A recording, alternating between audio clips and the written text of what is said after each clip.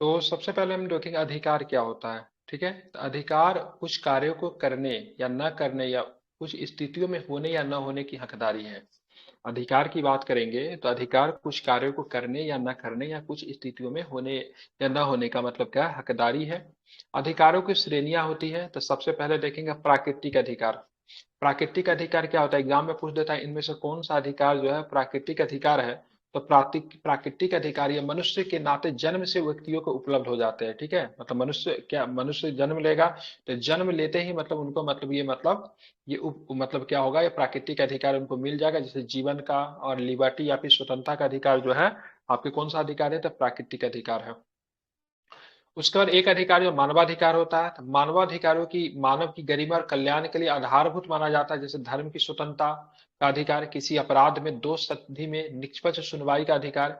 ये सारे के सारे अधिकार की बात करेंगे। ठीक है, तो मानवाधिकार है। ठीक है, एक होता है कानूनी अधिकार होता है, ये अधिकार विधायिका द्वारा कानून बनाकर प्रदान किए जाते हैं, जैसे कि जो है हड़ताल करने का अधिकार है आपको। ठीक है, पेटेंट करने का अधिकार है, तो ये सारे के सारे कानूनी अधिकार में आएंगे। उसका एक अधिकार होता है संवैधानिक अधिकार होता है, ये संविधान द्वारा प्रदान किए जाते हैं, जैसे मूल अधिकार और अन्य संवैधानिक अधिकार। मूल अधिकार आपका किस प्रकार का अधिकार है, ध्यान रखिएगा संवैधानिक अधिकार है, क्योंकि मूल अधिकार आपको कैसे मिला है, तो संविधान के द्वारा आपको मिला है। कैसे मिला है मूल अधिकार, कैसे मिला, क्या बताएंगे, तो संविधान के द्वारा संविधान के मूल द्वारा। अधिकार को आपको उपलब्ध करवाया गया है। ठीक है, तो ध्यान में रखें ये अधिकार क्या कैसा है, तो संवैधानिक अधिकार है। अब आज चलेंगे नागरिक और राजनीतिक अधिकार क्या होता है। तो देखेंगे राजनीतिक अधिकार मुख्य रूप से सरकार की संरचनाओं और लोक सत्ता की संस्थाओं से संबंधित है, जैसे कि जो मतदान का अधिकार राजनीतिक अधिकार है, मतदान का अधिकार राजनीतिक अधिकार है। या सार्वजनिक पद धारण करने का अधिकार, जैसे आप राष्ट्रपति बनोगे, प्रधानमंत्री बनोगे तो आप देश के नागरिक हो। ठीक है, तो आपका प्रधानमंत्री बनना, राष्ट्रपति बनना किस प्रकार का अधिकार है, तो ये आपका राजनीतिक अधिकार होगा। कैसा होगा, राजनीतिक अधिकार होगा, ध्यान में रखेंगे। दूसरी ओर नागरिक अधिकार वास्तविक नागरिकता की अवधारणा और ठीक है राजनीतिक प्रक्रिया में भागीदारी से संबंधित, जैसे फ्रीडम या स्वतंत्रता का अधिकार। ठीक है, ध्यान में रखेंगे। अब यहाँ पे देखेंगे इतने प्रकार के हम लोगों ने अधिकार को देखा, प्राकृतिक अधिकार देखा, मानवाधिकार देखा, कानूनी अधिकार देखा, संवैधानिक अधिकार देखा, नागरिकों नागरिकों और नागरिकता अधिकार देखा। अब जो मेन जो आज हमको पढ़ना है फंडामेंटल राइट, फंडामेंटल राइट के बारे में देखेंगे तो सबसे पहले देखेंगे तो इनके दो कारणों से मूल अधिकार का पहला, इनका उल्लेख संविधान में किया गया है। मतलब ये ऐसा नहीं से मतलब मौखिक रूप से आपको दिया जाता है, इसका उल्लेख आपको लिखित रूप से कहाँ पे किया गया है, संविधान में किया गया है, और इनकी गारंटी प्रदान करता है। संविधान आपके मौलिक अधिकार की क्या करता है, तो गारंटी प्रदान करता है। ठीक है, आपको इसको ध्यान में रखना है। ठीक है, दूसरी बात ये वाद योग्य है। ठीक है, वाद योग्य मतलब अगर मतलब आपका ये अधिकार का अगर उल्लंघन होता है, डेट मीन्स आप क्या कर सकते हैं, तो आप मतलब क्या कर सकते हैं, कोर्ट जा सकते हैं। क्या कर सकते हैं, कोर्ट जा सकते हैं, या फिर न्यायालय आपके लिए मतलब क्या कर सकती है, आपके अधिकार के वंचित अगर आपको किया जा रहा है तो न्यायालय इसके लिए बहुत सारी चीजों को मतलब लागू कर सकती है। ठीक है, ध्यान में रखेंगे। तो पहला हम इससे पहले डीपीएसपी पढ़ रहे थे, तो डीपीएसपी जो था किस प्रकार का अधिकार था, तो वो मतलब न्यायोचित नहीं था, मतलब उसको लेकर आप न्यायालय में नहीं जा सकते थे। लेकिन ये जो फंडामेंटल राइट है, आपका मौलिक अधिकार है, क्या है, ये न्यायोचित है। ठीक है, मतलब वाद योग्य है। ठीक है, इस पर वाद विवाद किया जा सकता है, अर्थात अगर हम बात करेंगे तो न्यायालय के माध्यम से लागू करवाया जा सकता है। ठीक है, न्यायालय के पास अधिकार है, अगर ये अधिकार आपसे वंचित किया जाता है तो आप इसको लागू करवा सकते हैं। और दूसरी बात अगर बात करेंगे तो संविधान में ये चर्चा आपको देखने को मिलता है, तो संविधान के किस भाग में आपको मौलिक अधिकार देखने को मिलेगा, किस भाग में, भाग 3। तो भाग 3 में आपको मौलिक अधिकार देखने को मिलेगा। संबंधित आर्टिकल्स कहां से कहां तक है, तो क्या बताएंगे, 12 से 12 से 35 तक 35। मतलब ये उल्लेखित है। ठीक है, ध्यान में कहां से कहां तक है, 12 से 12 35 से तक आपको ये 35 तक। देखने को मिलता है। ठीक है, बात के स्रोत कहां पे, कहां से इसको लिया गया है, तो सबसे पहले स्रोत की बात करेंगे तो स्वतंत्रता संग्राम में चलेंगे तो नेहरू रिपोर्ट, नेहरू रिपोर्ट की बात करेंगे, ध्यान में इसको रखिएगा। 1928 में नेहरू रिपोर्ट आई थी। अब वर्ष 1931 में कराची अधिवेशन में मौलिक अधिकार की नींव मतलब प्रस्ताव को संकल्पित किया गया था। ठीक है, संयुक्त राज्य अमेरिका का संविधान, वहां पे एक संयुक्त राज्य अमेरिका का संविधान हो गया, जिसको बिल ऑफ राइट्स कहते हैं। तो भारत का मौलिक अधिकार जो है संयुक्त राज्य अमेरिका का संविधान जो है, बिल ऑफ राइट्स के मतलब क्या है, बराबर है। ठीक है, तो ये तीनों के तीनों मतलब स्रोत है। नेहरू रिपोर्ट में भी फंडामेंटल राइट की बात कही गई थी, कराची अधिवेशन में प्रस्ताव को संकल्पित किया गया था, संयुक्त राज्य अमेरिका में भारत के मौलिक अधिकार से मिलता जुलता क्या है, बिल ऑफ राइट्स है। ठीक है, ध्यान में रखेंगे। अब यहाँ पे देखेंगे मूल अधिकारों का वर्गीकरण किस हिसाब से हमने किया है, तो सबसे पहले देखिए समता का अधिकार है, क्या है, समता का अधिकार है। आर्टिकल 14 से लेकर 18 तक आपको देखने को मिलेगा समता का अधिकार है। अब यहाँ पे चलेंगे, क्या है, तो स्वतंत्रता का अधिकार जो 19 से लेकर 22 तक आपको क्या देखने को मिलेगा, स्वतंत्रता का अधिकार आपको 19 से लेकर 22 तक आपको देखने को मिलेगा। ठीक है, आप चलेंगे यहाँ पे शोषण के विरुद्ध अधिकार की बात करेंगे तो 23 और 24 आर्टिकल जो शोषण के विरुद्ध आपको अधिकार प्रदान करता है। धर्म की स्वतंत्रता का बात करेंगे तो अधिकार की बात करें 25 से लेकर 28 तक आपको क्या है, तो धर्म की स्वतंत्रता का अधिकार है।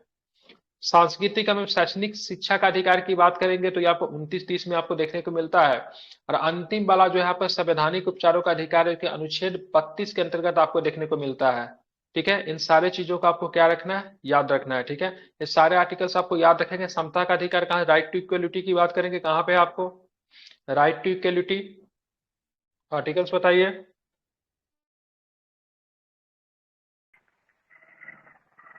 14 से 18। बिल्कुल ठीक है, सब लोग चुप क्यों हैं, कहानी सुनने आते हैं, माइक खोलिए सभी लोग। स्वतंत्रता का अधिकार कहाँ से कहाँ तक है, 19 से 22 तक। ठीक है, शोषण के विरुद्ध अधिकार कहाँ से कहाँ तक है, 24 ध्यान में रखेंगे 23 से 24। ठीक है, धर्म की स्वतंत्रता का अधिकार कहाँ से कहाँ तक है, 25 से 28। 25 से 28। ठीक है, सांस्कृतिक एवं शैक्षणिक अधिकार कहाँ से कहाँ तक है, 29 से 30। 29-30। संवैधानिक उपचारों का अधिकार किसमें वर्णित है, 12 से 35 है। चलिए 12 से 35 तक में संवैधानिक उपचारों का अधिकार केवल 32 में। ठीक है, अब यहाँ पे चलेंगे, अब यहाँ पे हाँ, मूल रूप से संविधान के द्वारा कितने मूल अधिकार को प्रदान किए गए, तो शुरुआती दौर में 7। बिल्कुल 7 मूल अधिकार मिले, लेकिन वर्तमान स्वरूप में कितने, 6 है। ठीक है, क्या है, 6 है। 44वां संविधान संशोधन 1978 के द्वारा संपत्ति के अधिकार को मूल अधिकारों की सूची से मतलब क्या किया गया, हटा दिया गया। और इसे संविधान के 12वें भाग के, ठीक है, संविधान के 12वें भाग के 300 के क में इसको मतलब कानूनी अधिकार बना दिया गया। संपत्ति का अधिकार किस प्रकार का अधिकार है, कानूनी अधिकार है, 300 के ए में है। ठीक है, चलिए आप देखेंगे मूल अधिकार की विशेषताएं क्या है, तो ध्यान में रखिएगा कुछ मूल अधिकार केवल नागरिकों को ही उपलब्ध है। यहां से भी प्रश्न पूछता है, कुछ मूल अधिकार जो है केवल नागरिकों को भी अधिकार है, जबकि शेष अधिकार सभी व्यक्तियों अर्थात नागरिकों के साथ साथ विदेशी या कानूनी संस्थाओं के लिए भी उपलब्ध है। अनुच्छेद 15 केवल नागरिकों का है, अनुच्छेद 16 केवल नागरिकों का है, अनुच्छेद 19 केवल नागरिकों का है, अनुच्छेद 29 केवल नागरिकों का, अनुच्छेद 30 केवल नागरिकों का है।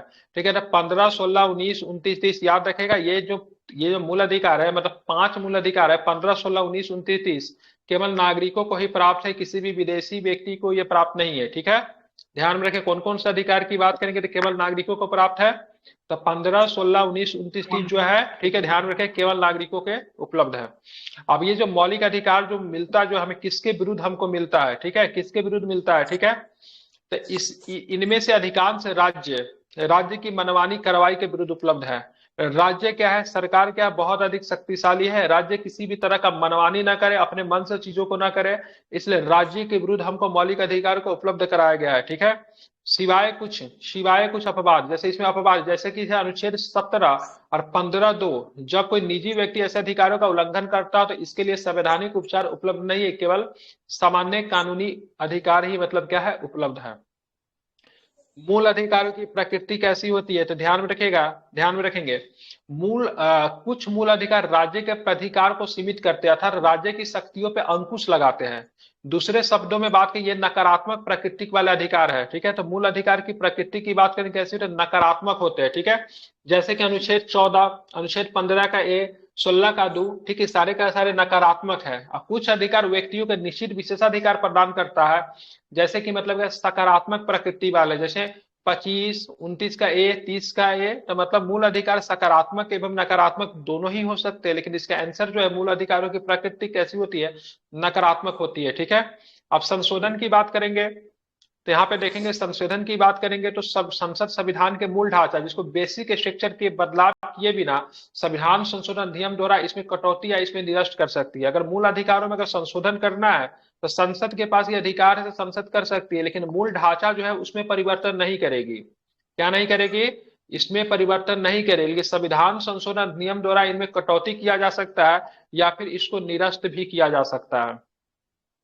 अब किसी व्यक्ति का मूल अधिकार को मतलब क्या किया जाए, उसे पीड़ित है मतलब उनका मूल अधिकार को ले लिया गया, तो ऐसे कंडीशन में न्यायोचित प्रक्रिया क्या होगी, तो पीड़ित व्यक्ति अपने मूल अधिकार को उल्लंघन के मामले में सीधे उच्चतम न्यायालय जा सकता है। ठीक है, अगर मन होगा तो उच्च न्यायालय भी जाएगा, लेकिन डायरेक्ट अगर चाहेगा तो सुप्रीम कोर्ट भी जा सकता है। ठीक है, सुप्रीम कोर्ट जाने के लिए आर्टिकल 32 का प्रयोग करेगा, हाई कोर्ट जाने के लिए आर्टिकल 226 का प्रयोग करेगा। ठीक है, 226 high court, article 32 supreme court.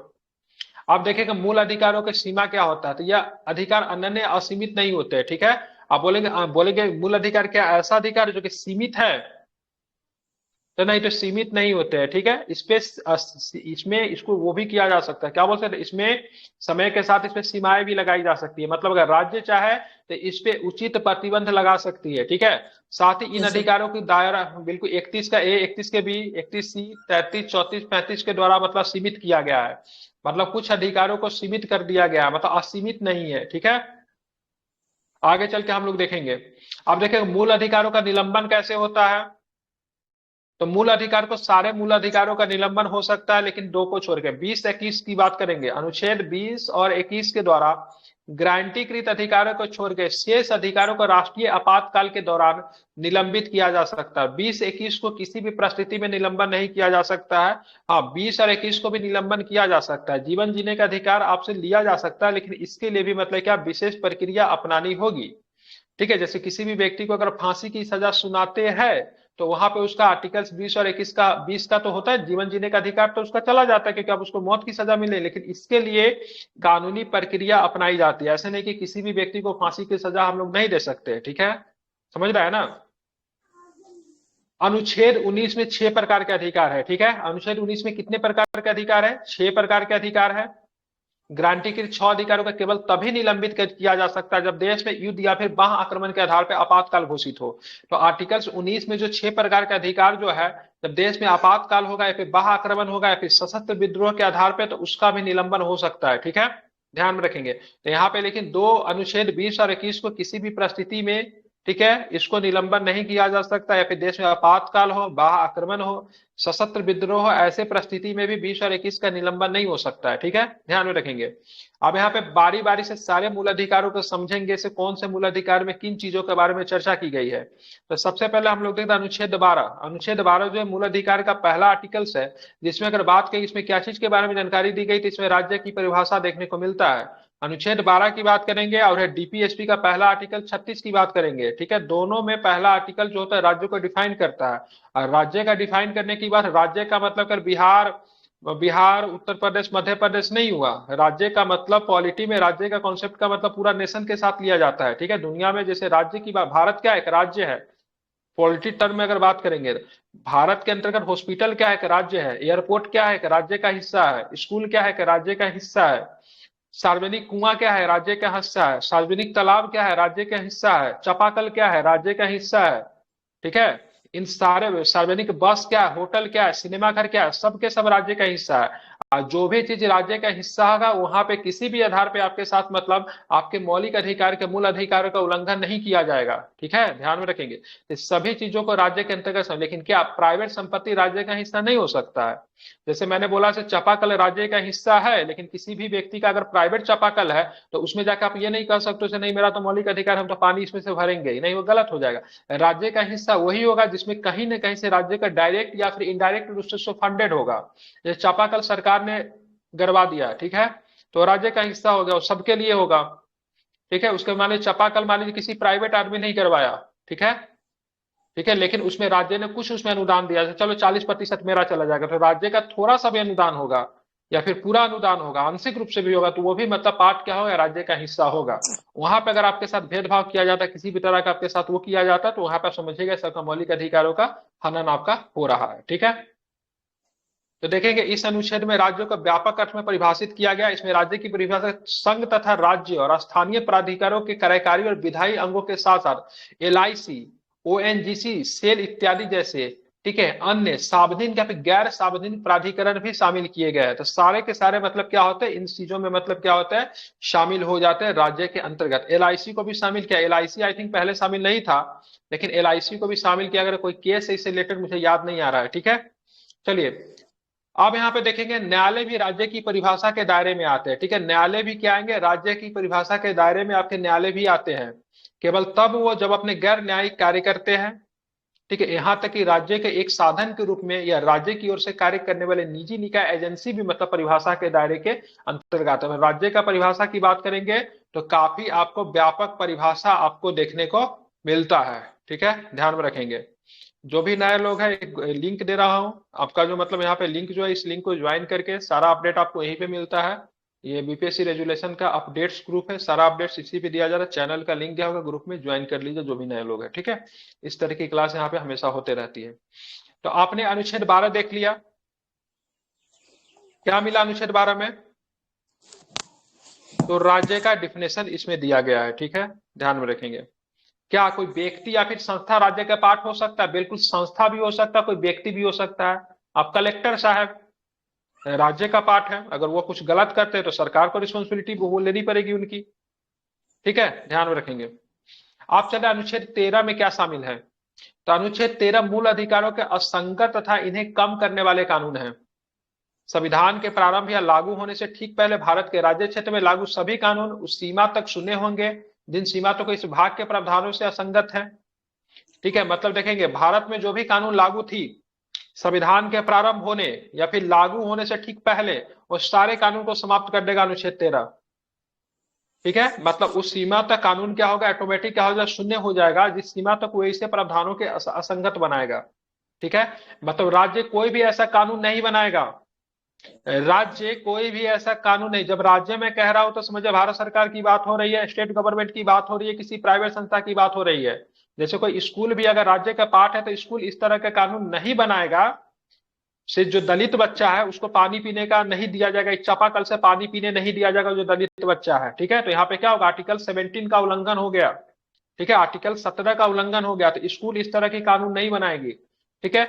कार्यालय की बात करेंगे, आप किसी प्राइवेट ऑफिस में काम करते हैं तो प्राइवेट ऑफिस इस तरह का मतलब कोई कानून नहीं बना सकती, इसे दलित व्यक्ति जो है इस ऑफिस में काम नहीं कर सकता है, ठीक है। सरकार कोई भी बिहार सरकार इस तरह के कानून नहीं बना सकती इस वैकेंसी के लिए, ठीक है। केवल की केवल, ठीक है, केवल की केवल मतलब क्या है, मतलब जनरल कैटेगरी के लोग ही मतलब क्या है अलाउ है। लेकिन हाँ कुछ कुछ परिस्थिति में होता है, कुछ कुछ परिस्थिति में जब राज्य सरकार को लगेगा नहीं से इस क्षेत्र में बहुत सारे लोगों की मतलब उपस्थिति है, लेकिन मतलब इस विशेष लोगों की उपस्थिति होना अनिवार्य है, तब स्पेशली करके निकाल सकती है, ठीक है, ध्यान में रखेंगे। जैसे कुछ कुछ वैकेंसी आता है देखिएगा केवल जनरल का सीट होता है, केवल ओबीसी का ही होता है, केवल एससी एसटी के होता है, तो विशेष परिस्थिति में। लेकिन ऐसा किसी भी तरह का कानून अगर बनता है जो कि मौलिक अधिकार के खिलाफ होगा, ठीक है, तो वैसे आर्टिकल 13 जो होगा उसको क्या कर देगी, शून्य कर देगी। क्या कर देगी, शून्य कर देगी, मतलब कानून लागू ही नहीं होगा, ठीक है, समझ गए ना।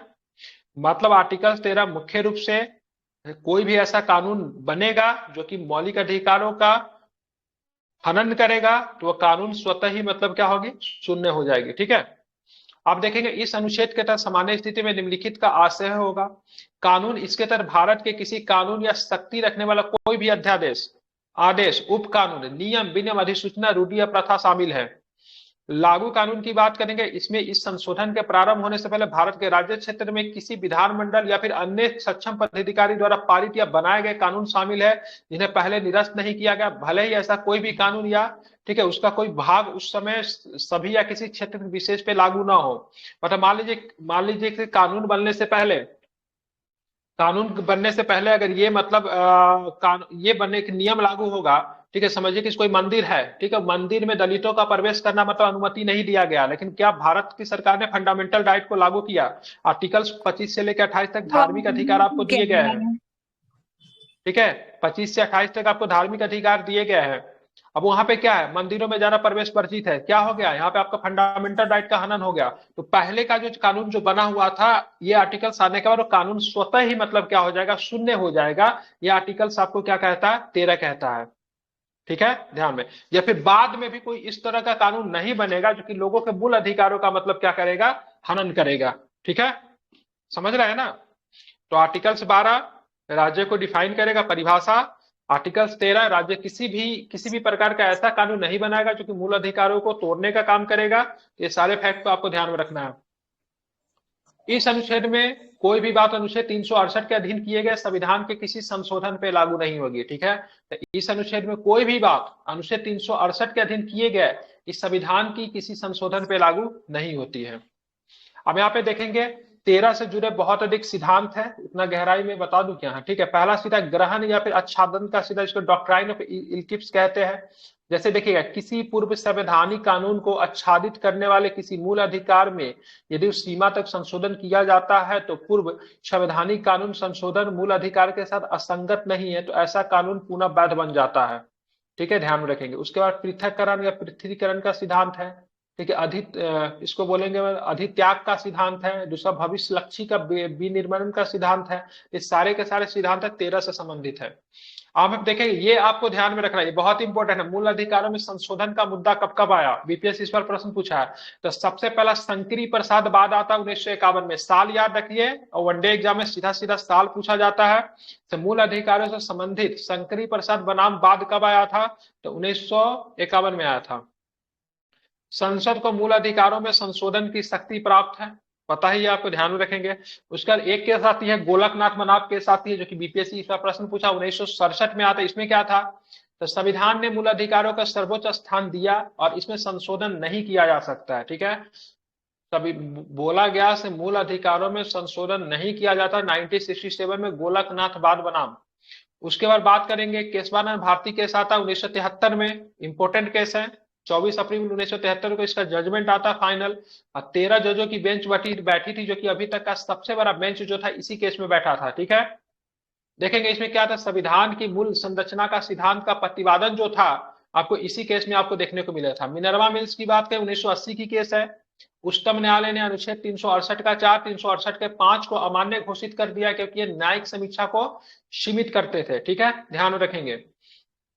उसके बाद बात करेंगे, ठीक है, आईआर कोहलो बाद, केशवानंद भारती बाद के निर्णय की तारीख, ये ध्यान में रखिएगा, 24 अप्रैल 1973 भी बताया ना, ठीक है। के बाद 9वीं अनुसूची में रखे गए कानून न्यायिक समीक्षा के अधीन है। जैसे कि इससे पहले कोई कानून को सरकार को जब लगता था कि ये बड़ा सर का दर्द बन रहा है, तो चलो उसको 9वीं अनुसूची में लेके डाल देते हैं। 9वीं अनुसूची में डाल इसलिए दिया जाता था क्योंकि न्यायिक समीक्षा नहीं की जा सकती है, मतलब 9वीं अनुसूची में डाले गए सब्जेक्ट को लेके आप कोर्ट में नहीं जा सकते हैं, ठीक है। तो बाद में जाके 2007 में फैसला दिया गया से नहीं, 9वीं अनुसूची का जो सब्जेक्ट जो है उस पर भी न्यायिक समीक्षा की जा सकती है, ठीक है। और ये मतलब कब आया, कब के आर एन कोहलोक बाद कब आया, 2007 में आया, ठीक है। ये सारे एग्जाम में प्रश्न पूछे जाते साल से। शंकरी प्रसाद बाद कब है, गोलकनाथ बाद कब केस आया, केशवानंद भारती कब आया, मिनर्वा मिल्स का कब केस आया, तो सारा तारीख याद रहेगा, साल याद रहेगा ना।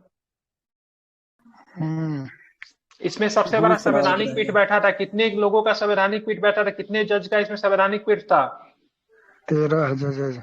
13 जज का अभी तक का सबसे बड़ा संवैधानिक पीठ जो था इसी में बैठा था, ठीक है, ध्यान में रखेंगे। अब हम लोग चले समता का अधिकार, राइट टू इक्वलिटी, बहुत ही एक्सटेंसिव है, बहुत ही बड़ा मतलब है, ठीक है। 14 से लेकर 18 तक है। आप देखेंगे इसमें सबसे पहले देखेंगे क्या है समता का अधिकार, तो सबसे देखेंगे हमें जो है इक्वलिटी बिफोर द लॉ, ठीक है, विधि के समक्ष समता हमें प्राप्त है ना, विधि के समक्ष समता हमें प्राप्त है कि नहीं। इसमें क्या होता है, विधि के समक्ष समता की बात करेंगे, कहां से हमें प्रेरित है, तो देखेंगे ब्रिटिश परंपरा से प्रेरित है। कहां से, ब्रिटिश परंपरा से प्रेरित है। इसमें क्या कहा गया, कोई भी व्यक्ति कानून से ऊपर नहीं है, लेकिन 2 व्यक्ति को शामिल नहीं किया गया। 2 व्यक्ति कौन है, जो कानून के दायरे से थोड़ा सा ऊपर, मतलब नहीं कह सकते ऊपर है, लेकिन मतलब नहीं लागू होता है यहाँ पे सब कुछ। क्या बताए कौन 2 व्यक्ति के ऊपर लागू नहीं होगा, विधि के समक्ष समता किस व्यक्ति के ऊपर लागू नहीं होता, बिल्कुल राष्ट्रपति और राज्यपाल नहीं हो सकते। दैट मीन्स कह सकते विधि के समक्ष समता होता है, राष्ट्रपति और राज्यपाल के ऊपर लागू नहीं होता है। कहने का मतलब जब वो, ठीक है, जब वो अपने कार्यकाल के दौरान हो तो उनके ऊपर किसी भी तरह का आपराधिक मामला उनके ऊपर दर्ज नहीं किया जा सकता है, ठीक है। या फिर उनके ऊपर कोई भी आपराधिक मामला दर्ज हो और वो, ठीक है, राष्ट्रपति बनते हैं तो उनके ऊपर वो सीधे आपराधिक मामला सीधे लोप हो जाता है, ठीक है, फिर चलाया जाएगा, लेकिन बाद में चला जाएगा, उनके कार्यकाल के दौरान नहीं चलाया जाएगा। लेकिन सिविल मामले के उनके ऊपर सुनवाई हो सकती है, लेकिन इनकी सूचना पहले उनको देनी पड़ेगी। जस्ट लाइक अगर राज्यपाल साहब होंगे, राष्ट्रपति होंगे, उनके बीवी से तलाक हो जाता है तो तलाक के केसेस वगैरह जो होंगे वो सिविल मामले वो उनके ऊपर चलेंगे, ठीक है, लेकिन आपराधिक मामला उनके ऊपर नहीं चलेगा। जैसा कि एग्जांपल देता हूं, अयोध्या वाला कांड में तीन आदमी का नाम आया।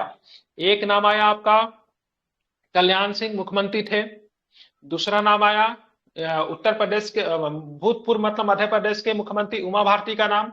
और तीसरा नाम हमें आडवाणी बाबा का नाम इसमें आ गया। यहाँ पे मोदी जी ने बहुत मतलब अन्याय किया आडवाणी जी के साथ, बुरा भी लगता है। दोनों आदमी को उपराष्ट्रपति सॉरी राज्यपाल बना दिया गया। उमा भारती राज्यपाल बनी, ठीक है, कल्याण सिंह राज्यपाल बने। दोनों के ऊपर पहले का जो केस जो चला हुआ था 5 साल के लिए उनको सीधे सीधे मुक्ति मिल गई। अब बेचारे आडवाणी जी राज्यपाल भी नहीं बने, न तो राष्ट्रपति बने। ये मतलब अभी तक मतलब क्या कह रहे हैं, केस लड़ रहे हैं। अगर ये भी अगर बन जाते तो इनको भी मतलब केस से फिलहाल तो 5 वर्षों के लिए मुक्ति तो मिल ही जाती, ठीक है। तो ध्यान में रखिएगा, विधि के समय समता 2 पदाधिकारी पे लागू नहीं होता, हमने उनको विशेष मतलब दे रखा है। दूसरी की बात करेंगे दूसरा की बात करेंगे तो हमारे यहाँ जो इन्वेस्टर वगैरह जो होते हैं ना, उनको भी मतलब इम्यूनिटी प्राप्त होता है। क्या होता है? इम्यूनिटी प्राप्त होता है। मान लीजिए गारसेटी साहब की बात करेंगे, यूएसए के मतलब क्या है, यहाँ पे इन्वेस्टर अगर यहाँ पे किसी को हत्या भी अगर कर देते हैं तो उनको ऊपर मतलब हम अपने लॉ के हिसाब से उनको मतलब सजा नहीं दे सकते, क्योंकि उनको क्या है, इम्यूनिटी प्राप्त है। अब ऐसा क्यों दिया गया? भाई साहब, भारत का जैसे आपने रामायण में देखा होगा, ठीक है, रामायण में देखा होगा, अंगद जाते हैं, हनुमान जी जाते हैं, तो हत्या नहीं की जाती है ना। क्या बोला जाता है? दूत का हत्या करना मतलब सरासर मतलब क्या है, राजनीतिक नियम के खिलाफ है। तो यहाँ पर भी मतलब है इनको क्या इम्यूनिटी प्राप्त है, क्योंकि अगर इनको अगर इम्यूनिटी नहीं देंगे तो किसी भी देश में जाकर स्वतंत्र रूप से कार्य कैसे करेंगे, ठीक है। इसलिए इनको भी इम्यूनिटी दिया गया, तो इनको भी इनसे अलग रखा गया है, ठीक है, ध्यान में रखेंगे। तो कोई भी व्यक्ति कानून से ऊपर नहीं है, इसकी प्रकृति नकारात्मक होती है, क्योंकि यह राज्य को 2 नागरिकों के बीच में कोई विभेद करने से प्रतिबंधित करता है, ठीक है। मतलब विधि के समय समता की प्रकृति कैसी नकारात्मक है। अब यहाँ पे देखेंगे equal protection of the law, मतलब विधि के समान संरक्षण। अगर पूछेगा विधि के समय समता कहां से लिया गया, तो ध्यान में रखिएगा ब्रिटिश परंपरा से लिया गया, ध्यान में रखिएगा। अगर वही पूछेगा विधि के समान संरक्षण, ठीक है, equal protection of the law कहां से लिया गया है, तो अमेरिका के संविधान से लिया गया है, पूछ देता है। और विधि के समय समता जो प्राकृतिक में नकारात्मक है, जबकि विधि के समक्ष, ठीक है, विधि का समान संरक्षण जो है ये सकारात्मक है, क्योंकि समान परिस्थितियों में राज्य से सकारात्मक कार्रवाई की अपेक्षा की जाती है और सकारात्मक विभेद की अनुमति भी देता है, ठीक है। इसको भी आपको ध्यान में रखेंगे। उच्चतम न्यायालय ने अनुच्छेद 14 में उल्लेखित विधि का शासन मनमानी शक्ति की अनुपस्थिति और विधि के समक्ष समता संविधान का मूल संरचना का हिस्सा है। देखिए बहुत कम आर्टिकल्स जो होता है जो मूल संरचना का हिस्सा है, ठीक है, उसमें आर्टिकल 14 जो है, ठीक है, फंडामेंटल राइट के अंदर भी मूल संरचना का हिस्सा है, ठीक है, ध्यान में रखेंगे। अब यहाँ पे केस आपको देखने को इंदिरा साहनी बाग जो था 1992 में विधि के शासन को मूल संरचना के हिस्से के रूप में वर्णित किया है, ठीक है, ध्यान में रखिए। तो इंदिरा साहनी बाग जो था 1992 का केस है। इसी केस में विधि के शासन के मूल संरचना के हिस्से के रूप में वर्णित किया गया है, ठीक है। अब यहाँ पे देखिए समता के लेकर आपको जो बातें मैं कहानी आपको बहुत पहले से आपको सुना दिया हूं, 2 व्यक्ति के ऊपर लागू नहीं होता है। तो 2 व्यक्ति तो सबको पता था, मैंने थोड़ा सा इसमें अपना जोरा विदेशी राजनयिक को उपलब्ध उन्मुक्तियां है छूट। अब यहाँ पे विवाद क्या आता है भाई साहब, एक बार अमेरिका का कोई इन्वेस्टर को, ठीक है, अमेरिका के किसी इन्वेस्टर को पाकिस्तान ने मतलब फांसी का सजा सुना दिया। अब सभी लोग परेशान से, भाई साहब ये कैसे होगा, क्योंकि मतलब ये तो मतलब राजनयिक है। तो पाकिस्तान बोला हम इसको राजनयिक मानते ही नहीं है, क्योंकि राजनयिक नहीं है, राजनयिक एक हो सकता है, 3-4 थोड़ी ना हो सकता है, ठीक है। लेकिन ये तो क्लर्क है, मतलब काम करता है इन्वेस्टर में, ठीक है, तो सारे राजनयिक नहीं हो सकते हैं, ठीक है। जैसे मान लीजिए अमेरिकन इन्वेस्टर में आप जाओगे तो 40 आदमी 50 आदमी काम करता है, सब राजनयिक थोड़ी ना है, ठीक है। लेकिन ये डिफाइन करने की शक्ति किसके पास है, तो ये डिफाइन करने की शक्ति उस देश के पास होगा जहां का राजनीतिक काम कर रहा है, राजनयिक काम कर रहा है, ठीक है। और ध्यान में रखेंगे, ठीक है, भले ही दिल्ली में अमेरिका का, फिलिस्तीन का, पाकिस्तान का राजनयिक इन्वेस्टर होगा, ठीक है, उसका जो मुख्यालय जो होता है, उसका जो कार्यालय जो होता है विदेशी भूमि होता है, ठीक है। आपकी पुलिस उनके दफ्तर में घुस नहीं सकती है, ठीक है। मतलब उनका जो भी होगा 2 BHK 4 BHK 10 BHK का जो भी जमीन जो होगा भले ही दिल्ली में होगा, लेकिन भूमि किसका होगा, वो अमेरिकन भूमि हो जाएगा, ठीक है। दिल्ली के अंदर पाकिस्तानी भूमि उसको काउंट किया जाएगा, ठीक है। अगर वह इन्वेस्टर का जो घर वगैरह जो होता है उतना उनको मतलब उतना उनको इम्यूनिटी मतलब प्राप्त होता है, ठीक है, समझ रहे हैं ना। भला ही आपकी आर्मी उनकी रक्षा करेगी, लेकिन ऑर्डर किससे लेगा? तो ऑर्डर मतलब राजनयिक से ऑर्डर लेगा, ठीक है। आपके पुलिस को आपकी ही आर्मी वहां पे रोकेगी, आपकी पुलिस डायरेक्ट घुस सर नहीं सकती एयरपोर्ट है। पे उनका चेकअप नहीं होता है क्या? नहीं, चेकअप तो सबका होगा। ये यहाँ पे मतलब थोड़ी ना मतलब फंडामेंटल राइट का मतलब उल्लंघन हो रहा, मतलब यहाँ पे तो इम्यूनिटी देने की बात होती है। एयरपोर्ट पे चेकअप तो किसी का भी कर सकते हैं, ठीक है, वो इशू नहीं है। लेकिन हाँ, शायद इसमें विवाद एक निकल कर आया था, क्योंकि अमेरिका रिसेंटली जो कोई था, बोला था तो शायद भारत की इसलिए मतलब पूछ लिया। भारत के राजनयिक का मतलब चेकअप किया था, तो इसको विवाद निकल कर आया था। कौन था? एक महिला थी, मतलब क्या नाम था, अमेरिकन एयरपोर्ट पे जब उनका चेकअप जब किया गया था, तो इसको विवाद निकल कर आया था। शायद नहीं बता सकता क्लियर, शायद नहीं होता होगा, लेकिन एक विवाद निकल कर आया था। अमेरिका जो था, किसी भारतीय महिला को जो कि वहां पे राजनयिक थी, उनका चेकअप वगैरह किया था एयरपोर्ट पे, तो कुछ विवाद था उसको लेकर। तो ये तो समझ गए। तो बता, आर्टिकल 14 किस पे लागू नहीं होगा? तो राष्ट्रपति, राज्यों के राज्यपाल, सांसदों और विधायकों। लेकिन सांसद विधायक कब? जब सेशन चल रहा होगा। क्या चल रहा होगा? सेशन चल रहा है। जैसे अभी शीत सत्र चल रहा है, तो जब तक शीत सत्र चल रहा है, शीत सेशन जब तक चल रहा है, तब तक सांसद विधायक को नहीं गिरफ्तार करेंगे। उदाहरण के शहाबुद्दीन के ऊपर हत्या के मामले थे। क्या थे? शहाबुद्दीन के ऊपर हत्या के मामले थे, लेकिन सेशन चल रहा था। बिहार पुलिस गिरफ्तार करे तो कैसे करे? जैसे ही सेशन समाप्त हुआ, शहाबुद्दीन मतलब जैसे ही संसद से बाहर निकलता है, तुरंत के तुरंत मतलब क्या हो गया, दिल्ली पुलिस मतलब सीधे सीधे उनको गिरफ्तार कर लिया, वहीं से बैठाई और ले चली, ठीक है। जब तक सेशन चल रहा होगा, तब तक नहीं गिरफ्तार कर सकते संसद और विधायक को, ठीक है। जैसे ही सेशन समाप्त होगा, उनको तुरंत के तुरंत उनको गिरफ्तार किया जाएगा, ठीक है। और इसकी जानकारी किसी दे देनी होगी, किसे देंगे इसकी जानकारी? तो लोकसभा स्पीकर या फिर जो सदन का जो भी स्पीकर जो होगा, सभापति हो सकते हैं या फिर अध्यक्ष हो सकते हैं, उनको ये जानकारी दे दी जाती है, ठीक है। ध्यान रखें। लेकिन एक चीज और भी, किसी भी व्यक्ति को न्यायालय के अंदर से नहीं गिरफ्तार किया जाता है, सदन के अंदर से गिरफ्तार नहीं किया जाएगा, ठीक है। हमारा संविधान बहुत ही, ऐसा नहीं कि पाकिस्तान के इमरान खान को एकदम न्यायालय में बेचारा गया था, को न्यायालय के अंदर से घसीट के गिरफ्तार कर लिया, ऐसी परिस्थिति नहीं है। न्यायालय के अंदर किसी भी व्यक्ति को हथकड़ी भी नहीं पहना सकते, ठीक है। बहुत सारा नियम है, ध्यान में इसको किसी को भी रखेंगे। नहीं। नहीं, हथकड़ी नहीं पहनाया जाता, ठीक है, नियम तो यही है, खोल दिया जाता हथकड़ी। अब कोई हार्डकोर क्रिमिनल होगा, एकदम हिंसक होगा, तो इससे बात नहीं करेंगे, लेकिन नॉर्मली टर्म में हथकड़ी नहीं पहना जाता। हार्डकोर क्रिमिनल के बारे में नहीं कह सकेंगे, जो हिंसक होगा वो दूसरी बात है। तो मूवी में देखते हैं सर, सब हथकड़ी पहने रहता है, बोलता है कटघड़ी में जाके। नहीं नहीं, हथकड़ी नहीं पहने रहता, आपने ध्यान से नहीं देखा होगा, ठीक है। हार्डकोर क्रिमिनल की बात नहीं, नॉर्मली लोगों को नहीं पहना, हथकड़ी खोल दिया जाता है, ठीक है। अब चलेंगे यहाँ पे, देखेंगे क्या, अनुच्छेद 15 देखेंगे। देखिएगा यहाँ पे, ध्यान में रखिएगा, यहाँ पे धर्म, मूल वंश, जाति, लिंग या जन्म के स्थान पे, ठीक है। तो यहाँ पे पूरा पूरा लिख दिया है ऐसे भाई साहब, धर्म, मूल वंश, ठीक है, जाति, लिंग या जन्म स्थान के आधार पर विभेद नहीं करें केवल, ठीक है, ध्यान में रखेंगे। यही आधार होते हैं। अनुच्छेद 15 का 1 के अनुसार राज्य किसी भी नागरिक के साथ केवल, देखिए ध्यान रखिए, केवल शब्द जो है ना बहुत ही भयानक शब्द है, ठीक है, मैं इसको एक्सप्लेन करूंगा, ठीक है। ये शब्द जो देख रहे, केवल शब्द जो बहुत बड़ा खेल है, ठीक है। तो 15 का 1 कहता है राज्य किसी भी नागरिक के साथ केवल धर्म, मूल वंश, जाति, लिंग या फिर जन्म स्थान के आधार पर भेदभाव नहीं कर सकती है।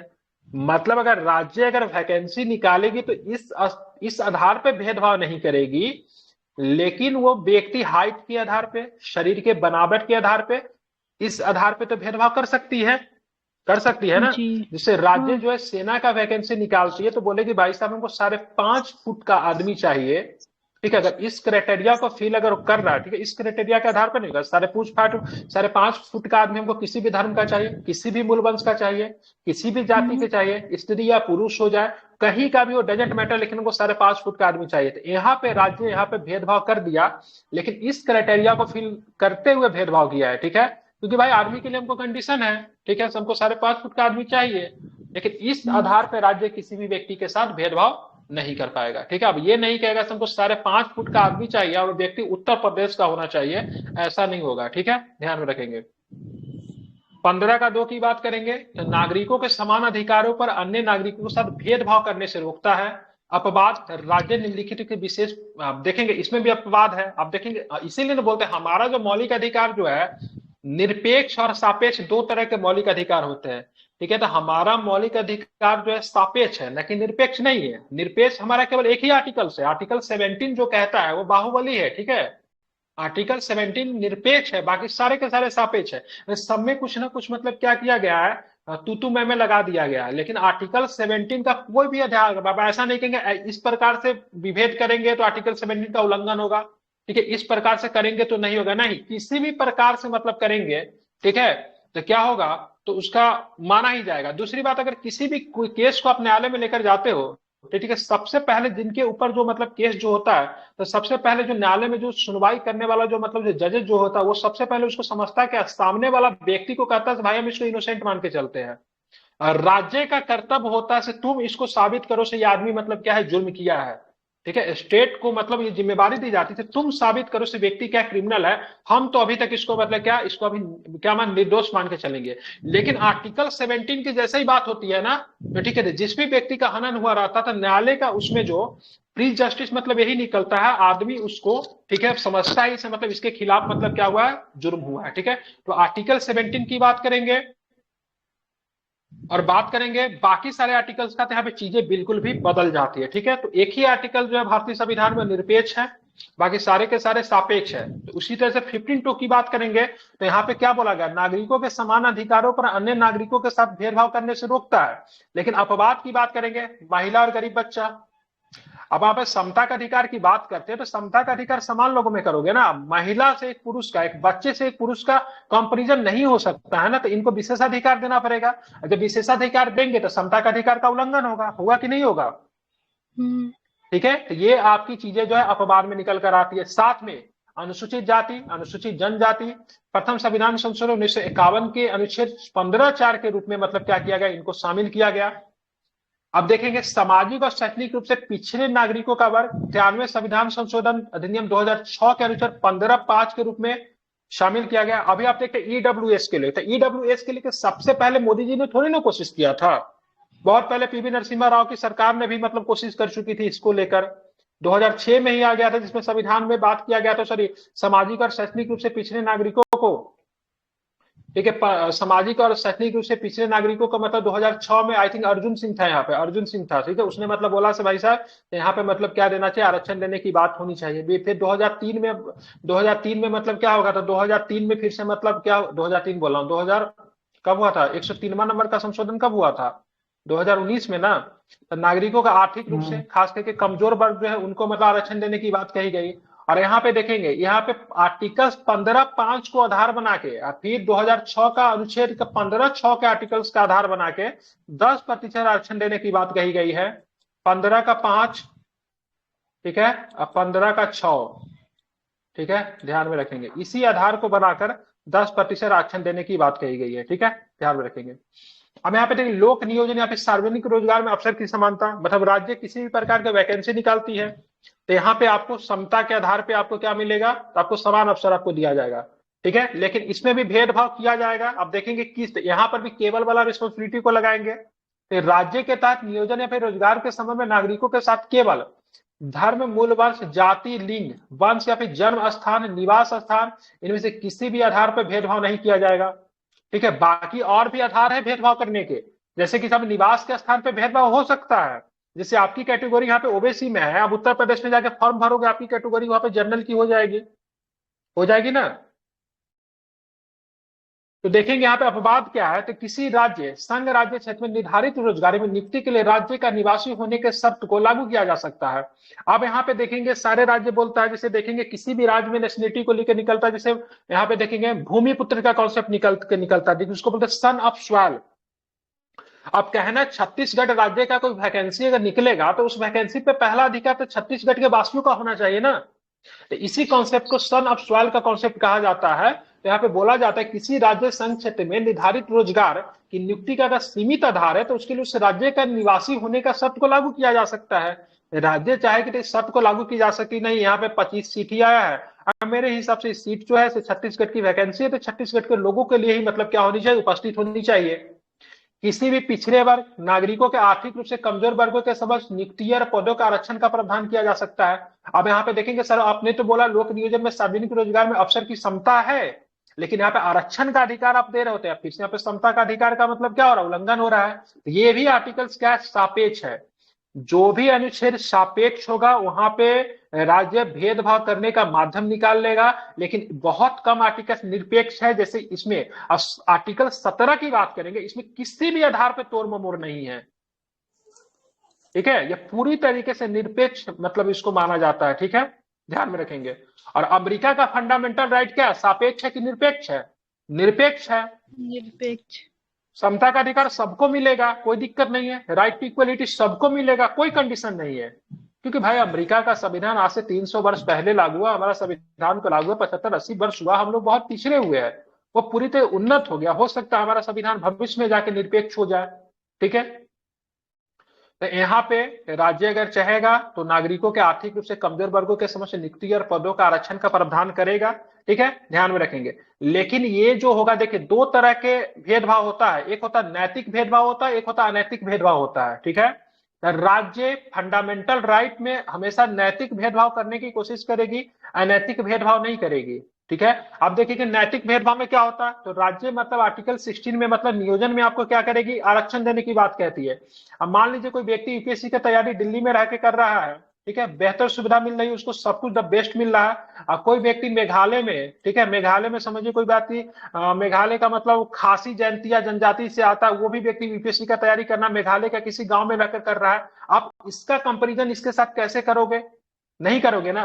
तो हो सकता है यूपीएससी में इसका कटअप 100 नंबर, इसका कटअप 120 नंबर पे जाता है, तो इसको बोलेंगे चलो तुमको मतलब क्या करेंगे, तुम्हारा कटअप जो जाएगा 80 नंबर पे जाएगा। तो ये भेदभाव जो होगा, तो ये भेदभाव जो आपका होगा क्या, नैतिक भेदभाव होगा। क्या होगा ये भेदभाव, तो इस भेदभाव को क्या बोलेंगे, नैतिक भेदभाव के कैटेगरी में रखेंगे, ठीक है। ये भेदभाव का अनैतिक भेदभाव नहीं होगा, ठीक है। जैसे महिलाओं को बात करेंगे, दरोगा की वैकेंसी आई, दौड़ करना है, पुरुष को बोला गया 6 मिनट में तुमको क्या करना है, 1200 मीटर दौड़ना है। महिलाओं को बोला 6 मिनट तो आपको भी दिया जाएगा, लेकिन आपको 800 मीटर में ही दौड़ना है। तो शारीरिक आधार पे यहाँ पे भेदभाव किया गया, ये भी आपका एक प्रकार का क्या होगा, नैतिक भेदभाव होगा। राज्य ऐसा भेदभाव को कर सकती है। और नैतिक भेदभाव अनैतिक भेदभाव को मतलब कौन सा भेदभाव नैतिक है, कौन सा भेदभाव अनैतिक है, इसकी पहचानने की जिम्मेवारी किसकी होगी, तो इसकी पहचानने की जिम्मेवारी न्यायालय की होगी। किसकी होगी, न्यायालय की होगी। न्यायालय ये तय करेगा से कौन सा भेदभाव नैतिक है और कौन सा भेदभाव मतलब अनैतिक है। मतलब राज्य अगर चाहे तो भेदभाव कर सकती है, लेकिन भेदभाव का आधार मतलब कैसा होना चाहिए, नैतिक होना चाहिए, अनैतिक नहीं होना चाहिए, ठीक है, ध्यान में रखेंगे। जैसे न्यायालय ये नहीं मतलब ये राज्य ये नहीं कह सकती है इस वैकेंसी को भरने के लिए केवल हमको, ठीक है, केवल हमको क्या बोलते हैं, केवल हमको मतलब समझिए कि मतलब केवल मतलब ईसाई धर्म का लोग चाहिए या फिर केवल हिंदुत्व मतलब सनातन धर्म के लोग चाहिए, ऐसा नहीं करेंगे। ये क्या होगा, अनैतिक भेदभाव हो गया, ठीक है। यहाँ पे समता का अधिकार का सीधा सीधा मतलब क्या होगा, उल्लंघन होगा। समझ गया। मान लीजिए कोई व्यक्ति अंधा है, तो भाई अंधा आदमी लिख नहीं सकता है, तो उसको लिख नहीं सकता, उसके लिए विशेष सुविधा आपको देने की आवश्यकता पड़ेगी, लेकिन इस डिमांड पे कोई दूसरा व्यक्ति तो नहीं मांग सकता है ना। तो ये भी एक तरह का मतलब क्या हो, नैतिक भेदभाव हो गया। सबसे बेहतर बात करेंगे अस्पृश्यता का अंत। ये एक तरह का निरपेक्ष है, इसमें किसी भी तरह का लेकिन परंतु नहीं होगा, कोई भी लेकिन परंतु नहीं है। ये नहीं कहेंगे राज्य इसके आधार पर भेदभाव करेगी तो ये मान्य नहीं होगा, इस आधार पर करेगी तो ये मान्य होगा, कोई लेकिन परंतु नहीं, सीधा सीधा ये निरपेक्ष आर्टिकल्स इसको माना जाता है, ठीक है। यह अस्पृश्यता को समाप्त करता है, संसद को इसे दंडनीय अपराध घोषित करने का अधिकार देता है। किसी भी आर्टिकल्स में नहीं कहा गया है इसके लिए संसद दंडनीय अपराध नहीं किया गया, लेकिन इस आर्टिकल्स में एक ऐसा मूल अधिकार है जो कि आपको डराने का काम करता है, जो कि सीधा सीधा कहता है ये मतलब क्या, ऑफेंसिव है, ठीक है, क्या है, ऑफेंसिव क्राइम है, ठीक है। इसको सीधा सीधा इसमें बोला जाता है ये क्या है, दंडनीय अपराध है। बाकी किसी भी मौलिक अधिकार में आपको ये नहीं देखने को मिलेगा उस पर दंडनीय अपराध की बात कही गई, लेकिन ये क्या है, एक तरह दंडनीय अपराध, यहाँ पर सीधा सीधा लिखा हुआ है, ठीक है। इस प्रावधान को लागू करने के लिए संसद ने 2 कानून बनाए।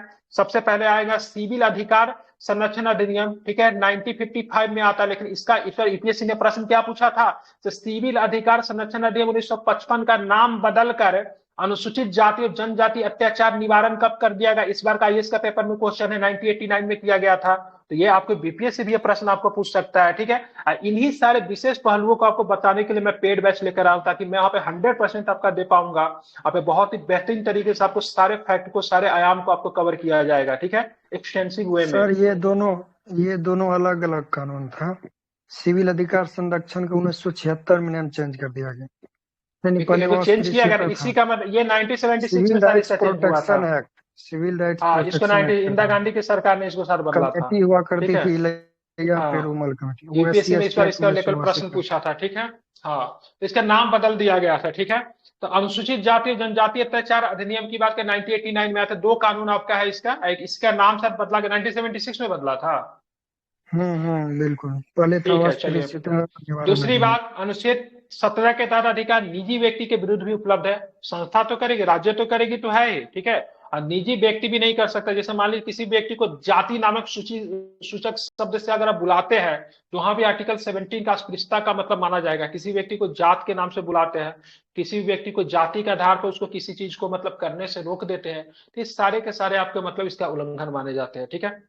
अब यहाँ पे देखेंगे बहुत सुंदर आर्टिकल, उपाधियों का अंत। आप किसी भी तरह का उपाधि धारण नहीं कर सकते हैं। ठीक है। मतलब आप नहीं कहेंगे मेरा नाम है राजा विक्रम सिंह। ठीक है। अपने नाम के आगे ये नहीं लिख सकते हैं। ठीक है। आप किसी भी तरह का क्या बोलते हैं, किसी भी तरह का विदेशी, ठीक है, विदेशी उपाधि को भी आप धारण नहीं करेंगे। ठीक है। कोई भी दूसरा देश, कोई भी दूसरा राज्य, दुनिया में कितना राज्य, 200 से 193 राज्य अप्रोक्स में, भारत के राज्य है, उसके अलावा 193 गो राज्य है। तो कोई भी विदेशी राज्य अगर आपको किसी भी तरह का उपाधि अगर आपको देती है तो आप उसको धारण नहीं करेंगे। ठीक है।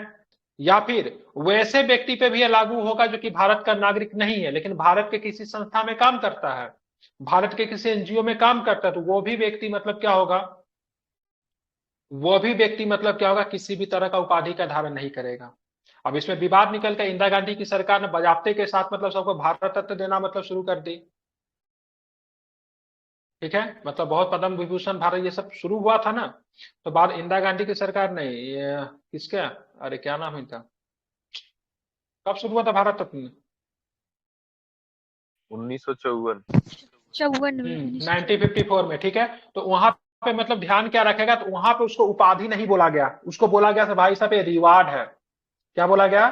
रिवार्ड है। मतलब इन्होंने समाज के क्षेत्र में अच्छा काम किया है इसीलिए मतलब इनको रिवार्ड दिया जाता है।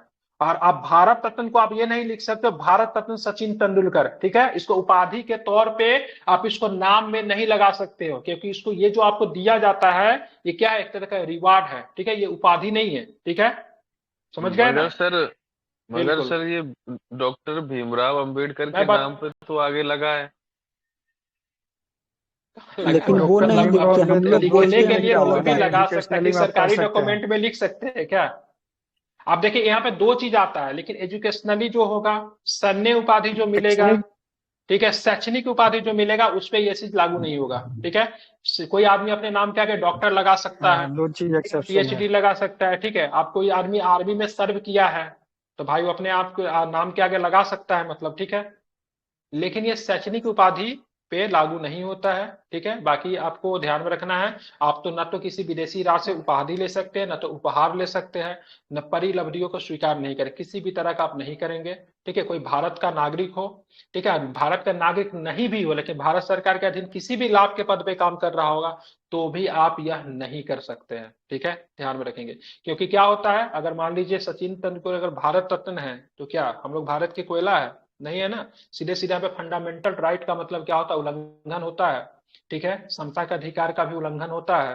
ठीक है। इसी तरह इसी वजह से आप किसी भी तरह का मतलब क्या होते हैं, किसी भी तरह का मतलब उपाधि को आप धारण नहीं कर सकते। ठीक है। हाँ, अब यहाँ पे आप बोलोगे सर भारत रत्न तो देते हैं, पद्म विभूषण तो देते हैं, तो उसके तहत काउंटर किया गया। इंदिरा गांधी की सरकार ने इसको लेकर बहुत बजाप्ते के साथ, ठीक है, काउंटर किया से भाई साहब ये उपाधि नहीं रिवार्ड है। लेकिन जनता पार्टी की सरकार आती है वो थोड़ा बहुत ही समतामूलक सरकार बनाती है, वो बोल सबसे पहले इसको क्या करती है, बंद कर देती है। जनता पार्टी की सरकार ने भारत रत्न वगैरह पे मतलब क्या किया था, बंद करवा दिया था, पता ही होगा आपको।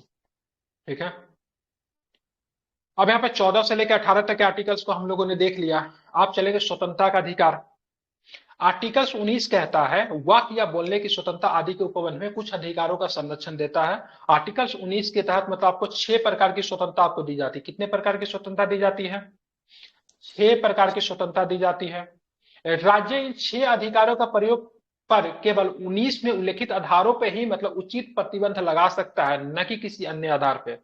ठीक है। तो सबसे पहले देखेंगे पहला अधिकार जो है वाक्य और मतलब अभिव्यक्ति की स्वतंत्रता का अधिकार है। तो ये अधिकार जो बड़ा व्यापक अधिकार है, ठीक है।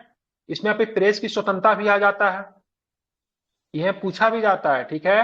तो वाक्य सॉरी ये प्रेस की स्वतंत्रता किसमें आता है, तो आर्टिकल 19 में ही आता है आपको प्रेस की स्वतंत्रता, जो वाक्य एवं अभिव्यक्ति की स्वतंत्रता का अधिकार है। अपने विचारों को प्रकट करने का अधिकार है आपको। टेलीफोन पे बातचीत की टाइपिंग के विरुद्ध मतलब अधिकार है, मतलब अगर आप किसी से बातचीत कर रहे हो, ठीक है, और आपके रिकॉर्ड अगर किसी ने कर लिया है, ठीक है, उस बातचीत को, ठीक है, अगर उसमें आप भी शामिल हो, तब न्यायालय में आई थिंक वो बातचीत मतलब शायद वैलिड भी नहीं होता है, क्योंकि इसके खिलाफ आपको अधिकार दिया गया, मतलब बातचीत की टाइपिंग के विरुद्ध मतलब अधिकार है। आप अभी देखोगे अभी बहुत सारे फोन में मतलब गूगल का डायलर आ गया है, कोई कुछ रिकॉर्ड करने चाहेगा भी तो लिखता है कॉल इज नाउ रिकॉर्डिंग, ठीक है। तो कहीं ना कहीं इसे जो बहुत बड़े मतलब बात करें कंपनियां वगैरह वो सब इन सभी चीजों को भी सोच रही है, कहीं ना कहीं सरकार कभी ना कभी उनके ऊपर भी काउंटर कर सकती है, ठीक है। बंद के विरुद्ध अधिकार है, प्रदर्शन का अधिकार है, लेकिन आप हड़ताल नहीं कर सकते हो, ठीक है। प्रदर्शन कर सकते हो, हड़ताल नहीं कर सकते हैं, ठीक है, ध्यान में रखेंगे। हड़ताल अगर करेंगे, ठीक है, तो देखिएगा हड़ताल करने के बाद क्या पुलिस आकर धक पीटना शुरू कर देती, क्यों कर देती है? जब तक आप चुपचाप बैठे रहे तो कुछ नहीं करते, लेकिन काम रोको करते हैं, ताला बंद कर देते हैं, फैक्ट्री में हड़ताल कर देते हैं, तो इससे क्या होगा? राष्ट्र का नुकसान होगा, विकास की गति रुक जाएगी, ठीक है। तो फंडामेंटल राइट को, ठीक है, बनाया गया लोगों के अधिकार के, लेकिन ऐसा भी नहीं करना से देश का पूरा विकास की गति ही रुक जाए, तो ऐसे कंडीशन में ये अधिकार आपके पास नहीं है, ठीक है। एक फैसला आया था केरल का कि सब करते तो है सर, हड़ताल तो करते हैं, होगा तो पिटाता हड़ताल नहीं है, तो करते पिटाता हैं नहीं, ना। पिटाता नहीं है, पिटाता भी तो है, पुलिस आके पीट तो देती है, नहीं पीट देती है? हाँ हाँ, अब फंडामेंटल राइट वगैरह पुलिस का औकात है क्या पीटने का? तुरंत आप कोर्ट में चले जाओगे, कोर्ट में जाते हैं क्या पिटाने के बाद? नहीं जाते, क्योंकि हड़ताल करने का अधिकार नहीं है आपके पास। बंद के आराम विरोध से का अधिकार सम्मेलन है, कर रहा होता है तो कोई दिक्कत नहीं हाँ, होता है। कोई दिक्कत नहीं है, ठीक है। आप बोलोगे से हम सम्मेलन करेंगे, आप बैठेगे रोड पे, आप बैठ जाएंगे तो पुलिस आके तो आपको मारेगी ना, क्योंकि आपको सम्मेलन तो करना है, अपना बंद बात करना कैसे है। मनवाएंगे सर? बात मनवाने का तरीका थोड़ा है, आप मान लीजिए, आप एक सुनिए, बात मनवाने के लिए आप क्या कर रोड को ब्लॉक कर रहे हैं, आप बोले मेरा अधिकार है, लेकिन दूसरे व्यक्ति का अधिकार को तो आप खंडन कर रहे हैं ना, उसके पास भी तो एक्सप्रेस करने का आपका राइट है। आप रोड को बंद कर दिया, लोगों का आवागमन में मतलब बाधन होता है, एक मौलिक अधिकार को देने के लिए दूसरे मौलिक अधिकारों का खंडन थोड़ी ना करेंगे। अपने अधिकार के लिए आप दूसरे का अधिकार का हनन कर रहे हैं, तो ये भी तो सही नहीं है। अब रोड बंद अगर कर रहे हैं तो लोगों का बहुत सारा जीवन यापन, बहुत सारा उसका अधिकार भी तो खत्म हो रहा है कि नहीं हो रहा है? अब बोलोगे सरकार मेरी बात अगर नहीं मान रही है तो हम क्या करें? ट्रेन का चक्का जाम कर देंगे, बिजली को काट देंगे। अब बिजली पानी का अधिकार फंडामेंटल राइट है, लोगों का परिवहन का अधिकार फंडामेंटल राइट है, तो दूसरे आदमी का अधिकार को तो खत्म करें तो पुलिस तो आपको पीटेगी ही, समझ रहे हैं ना? तो ये सब अधिकार नहीं है, ठीक है। प्रदर्शन करने का अधिकार है, लेकिन हड़ताल का नहीं है। चुप या मौन रहने का अधिकार है। अब बोलोगे सर चुप या मौन रहने का अधिकार कहाँ पे है? तो न्यायालय में अपने विरुद्ध आपको गवाही देने के लिए बाध्य नहीं किया जा सकता है, थाना में अपने विरुद्ध गवाही देने के लिए बाध्य नहीं किया जाए। पुलिस आपसे कितना भी पूछे, आपको कूट क्यों नहीं दे, लेकिन आप कुछ मत बोलिए। बोल भी देंगे, ठीक है, बोल भी देंगे तो न्यायालय में आपके खिलाफ, आपके द्वारा आपके खिलाफ ही दी गई गवाही मतलब क्या होगी? मान्य नहीं होगी, क्योंकि आपको जिस तरीके से बोलने का अधिकार है उसी तरीके से आपको मौन रहने का भी मतलब क्या है? अधिकार है, ठीक है। नोट, हड़ताल का अधिकार कानूनी अधिकार है, संवैधानिक अधिकार नहीं है, ठीक है। ये कानूनी अधिकार के अंतर्गत आता है, संवैधानिक अधिकार नहीं आता है। कानूनी अधिकारों को वो किया जा सकता है, ठीक है, मतलब समझिए कि उसको खंडित किया जा सकता है, लेकिन मतलब वो नहीं होगा, ठीक है। चलिए अब बी में देखेंगे क्या है? शांतिपूर्वक बिना हथियार का सम्मेलन का अधिकार है, जनसभा में प्रदर्शन करने का अधिकार है, लेकिन हड़ताल का अधिकार नहीं है। केवल सार्वजनिक भूमि पे ऐसी प्रदर्शनों का अधिकार, ये मैंने बताया रोड का जो जाम करने वाला एग्जाम्पल जो बताया है, सो यहाँ पे लिखा हुआ है। आप अब दिल्ली में जाकर राष्ट्रपति भवन के सामने, संसद भवन के सामने जाके हल्ला कीजिएगा तो पिटाने वाला ही काम करेंगे। उसके लिए प्रगति मैदान बनाया हुआ है, तो कौन जगह है? रामलीला मैदान कौन सा है जहाँ पे सब प्रदर्शन करता है? जंतर मंतर की कौन सा है? ठीक है, वहां पे जाके आराम से प्रदर्शन कीजिए, आराम से शांति से, कोई नहीं जाएगा वहां पे, ठीक है। आप बोलेगा हम रोड जाम कर देंगे, नेशनल हाईवे जाम कर देंगे, आग लगा देंगे, तो फिर तो आप हिंसक कार्रवाई में आप शामिल हो रहे हैं ना, तो ध्यान में इसको रखिएगा। तीसरा नंबर क्या है? सभा, लेकिन देखिए यहाँ पे हथियार में ना सिख के द्वारा जो किरपान जो होगा उसको शामिल नहीं किया जाएगा, ठीक है, ध्यान में रखिएगा। लिखा रहता बैंक में से किसी भी तरह के हथियार को लाना प्रतिबंधित है, लेकिन इसमें सिख के द्वारा जो कृपान जो होता है वो प्रतिबंध, हालांकि वो भी बहुत हिंसक होता है, लेकिन उसको नहीं शामिल किया क्योंकि उनका मतलब वो क्या, उनका धार्मिक अधिकार है। क्या है उनका? धार्मिक धार्मिक अधिकार है। ठीक है, अगर उनको अगर लाने से मना करते हैं तो एक फंडामेंटल राइट को फॉलो करने के लिए दूसरा फंडामेंटल राइट का उल्लंघन हो जाएगा। इसलिए किसी भी फंडामेंटल अधिकार को दूसरे से हमको टकराना नहीं है। ठीक है, समझ गए। तीसरा नंबर क्या है? सभा या संघ या सहकारी समिति बनाने का अधिकार है। राजनीतिक दल, कंपनियां संगठन बनाने का अधिकार रखती है अपने आप में।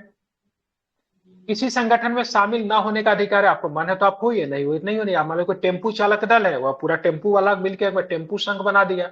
अब बाबर बोलते हैं, बार्बर के दुकान पे जाते हुए देखिएगा वो लोग का रेट मतलब लिखा रहता है, नीचे लिखा रहता है ना अखिल भारतीय, ठीक है, अखिल भारतीय नाई संघ के मतलब, ठीक है, प्रस्ताव के द्वारा ये रेट को मतलब फिक्स किया जा रहा है। ठीक है, तो उनका भी एक संघ है।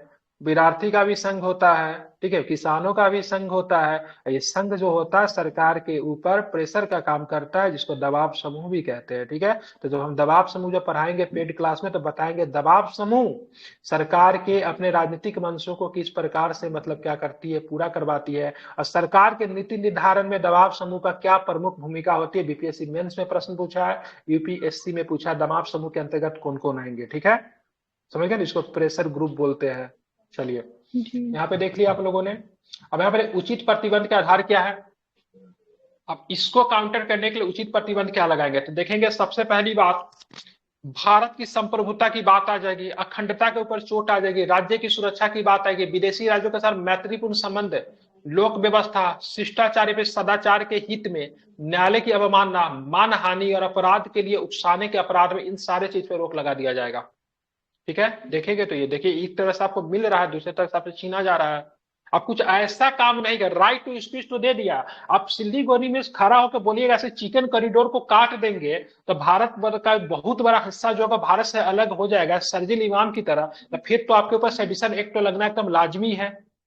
ठीक है, यहाँ पे जाके यहाँ पे बात करेंगे, जेएनयू में जाके भाषण देंगे भारत तेरे टुकड़े होंगे, ठीक है, तो फिर तो आपको राइट टू फ्रीडम तो नहीं है, आपका राइट स्पीच तो नहीं आपका। ठीक है, आप कैसी बात कह रहे हैं? भारत की संप्रभुता और अखंडता का मतलब यहाँ पे आपका खंडन हो रहा है। भारत का अमेरिका के साथ बहुत अच्छा रिलेशन है, ठीक है, लेकिन अब बार बार उल्टा सीधा अमेरिका के खिलाफ बातें बोल रहे हैं, और अमेरिकन गवर्नमेंट इसको आप एक अच्छा मतलब पर्सनालिटी रखते हैं और अमेरिकन गवर्नमेंट इसको कैच आउट कर रही है, और आपके बातों से भारत और अमेरिका का रिलेशनशिप खराब होने की संभावना है। तो ये राष्ट्रीय स्तर पे विदेशी राज्यों के साथ मैत्रीपूर्ण संबंध को आप क्या कर रहे हैं, आप मतलब खंडन कर रहे हैं, तो ऐसे आधार पर ये सब चीजें नहीं होगी। ठीक है, न्यायालय का आप अवमानना कर दे रहे। कुछ दिन पहले कौन सा व्यक्ति था न्यायालय का अवमानना किया था, मतलब न्यायालय साहब का भी गलती है। न्यायालय साहब बड़ा सा मतलब 2 लाख वाला मोटरसाइकिल पे मतलब ड्राइव ले रहे थे, तो किसी व्यक्ति ने कमेंट कर दिया। अब न्यायालय ने इसको मतलब कोर्ट ऑफ कंटेम्प्ट माना, ठीक है, उस व्यक्ति को बोला से तुम फाइन दो। फिर जाके मतलब भारत सरकार ने भी इसका बचाव किया, भारत सरकार की तरफ से सॉलिसिटर जनरल तुषार मेहता साहब ने उनका बचाव किया, लेकिन उनके ऊपर फाइन लगा, 1 रुपया का फाइन लगाया गया। चर्चा में था, आप लोगों ने इसको पढ़ा भी होगा। ठीक है, नाम भूलना, उसका नाम जी क्या है हमेशा कपिल विवाद में सिब्बल, रहता है। कपिल सिब्बल। कपिल सिब्बल नहीं था, कपिल सिब्बल नहीं था, कोई और था। ठीक है, एक 1 मिनट, रुपया का फाइन प्रशांत उसके ऊपर किशोर, लगाया गया। प्रशांत किशोर, प्रशांत वेरी गुड, ठीक है, किशोर, प्रशांत भूषण, किशोर था। प्रशांत हाँ, भूषण। प्रशांत भूषण की किशोर, प्रशांत भूषण था। 1 रुपया का फाइन इसको लगाया, तब न्यायालय को कोर्ट ऑफ कंटेम्प्ट नहीं कर सकते हैं। ठीक है, न्यायालय के किसी फैसले के खिलाफ भी आप उंगली नहीं उठा सकते। न्यायालय क्या है? सर्वशक्तिमान है। ठीक है, शक्तिमान जो था ना वही मतलब न्यायालय है। ठीक है, अगर उसके किसी भी चीजों का काउंटर करेंगे तो कोर्ट ऑफ कंटेम्प्ट माना जाएगा। ठीक है, दूसरी बात, आप नहीं कह, भीड़ में बहुत आदमी मतलब शांतिपूर्ण प्रदर्शन कर रहा है, ठीक है, आप उसको नहीं बोले मारो मारो मारो मारो, ठीक है, और आप कुछ ऐसा बात नहीं कहेंगे भीड़ बहुत अधिक मतलब आग का रूप ले ले। ठीक है, जैसे दिल्ली में कुछ व्यक्ति ने दंगा भड़काने का काम किया, ठीक है, कुछ ऐसा भाषण दे दिया, जैसे कि बोला जाता है कपिल साहब को, तो उनको बोला जाता है दिल्ली में दंगा उकसाने का काम उन्होंने किया। कुछ लोगों को बोला जाता नहीं, वो पार्षद जो था, क्या नाम था, उसने किया। तो चीजें शांतिपूर्ण चल रही थी, लेकिन आपका स्पीच की वजह से दंगा भड़का, तो आपका स्पीच का अधिकार, आपको राइट टू स्पीच है, लेकिन आप कुछ ऐसे बातें नहीं बोलेंगे से आपके बातें बोलने के बाद तुरंत मतलब दंगा भड़क जाए, ये आपका राइट टू स्पीच नहीं है। ठीक है, तो एक हाथ से मिला और दूसरे हाथ से आपके अधिकार को यहाँ पे ले लिया जाता है। ठीक है, मतलब मौलिक अधिकार का प्रयोग करना है, लेकिन किस प्रकार से प्रयोग, हैंडल विद केयर। ठीक है, लिखा रहता है यूपा ना। इसके विरुद्ध काम करती है ना सर? क्या यूपा इसके विरुद्ध काम करती है, यूपा। यूपा हाँ यूपा क्या? पीए कानून शायद मेरे ख्याल अच्छा, से वो बोल रहे यूपीए हैं, बोल रहे हैं। Unlawful protection act. अनलॉफुल, ठीक है, एक्टिविटी जो होता है सो। अनलॉफुल एक्टिविटी ऐसा ही कुछ करके है। हाँ हाँ हाँ, कब आया था यूपीए? आर्टिकल 22 में कवर हो जाएगा। 66 में या एग्जैक्ट यूएपीए आता है। होता है, ठीक है, अनलॉफुल एक्टिविटी प्रिवेंटेशन एक्ट आता है, ठीक है, ध्यान में रखेंगे, ठीक है। टेररिज्म एक्टिविटी में अगर आप शामिल है तो आपके ऊपर लगता है, ठीक है, यूएपीए लगता है, ठीक है। और ये आई थिंक मतलब बात करेंगे तो 1966-67 के आसपास ये एक्ट आती है, ठीक है। अगर आप आतंकवादी गतिविधि में अगर शामिल है तो उसके ऊपर लगेगा। पहले तो पोटा वगैरह क्या क्या सब लगता था, पोटा था, पोटा लगता था, टाडा लगता था, संजय दत्त के ऊपर टाडा लगा टाडा, हुआ था, मीसा, ठीक है, ओके मीसा पोटा। है, ठीक है। तो बड़ा भयंकर कानून, अगर एक बार अगर लग गया तो जिंदगी का एकदम टोटे टोटे हो जाएगा, समझ गए, मतलब जिंदगी समाप्त हो गई, ठीक है, मतलब समझेगा जिंदगी समाप्त है। तो इस सारे एक्ट को मतलब हटा दिया गया, ठीक है।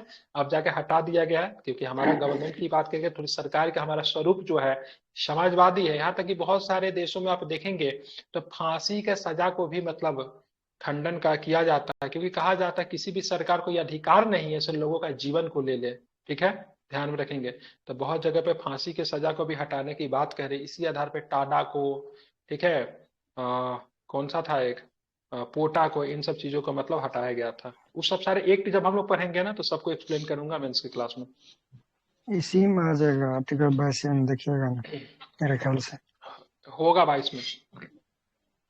अब यहाँ पे देखिए, शांतिपूर्ण बिना हथियारों का सम्मेलन करने पर भी लगाया जा सकता है। भारत की संप्रभुता और अखंडता का लोक व्यवस्था के आधार पे रोक लग सकता है।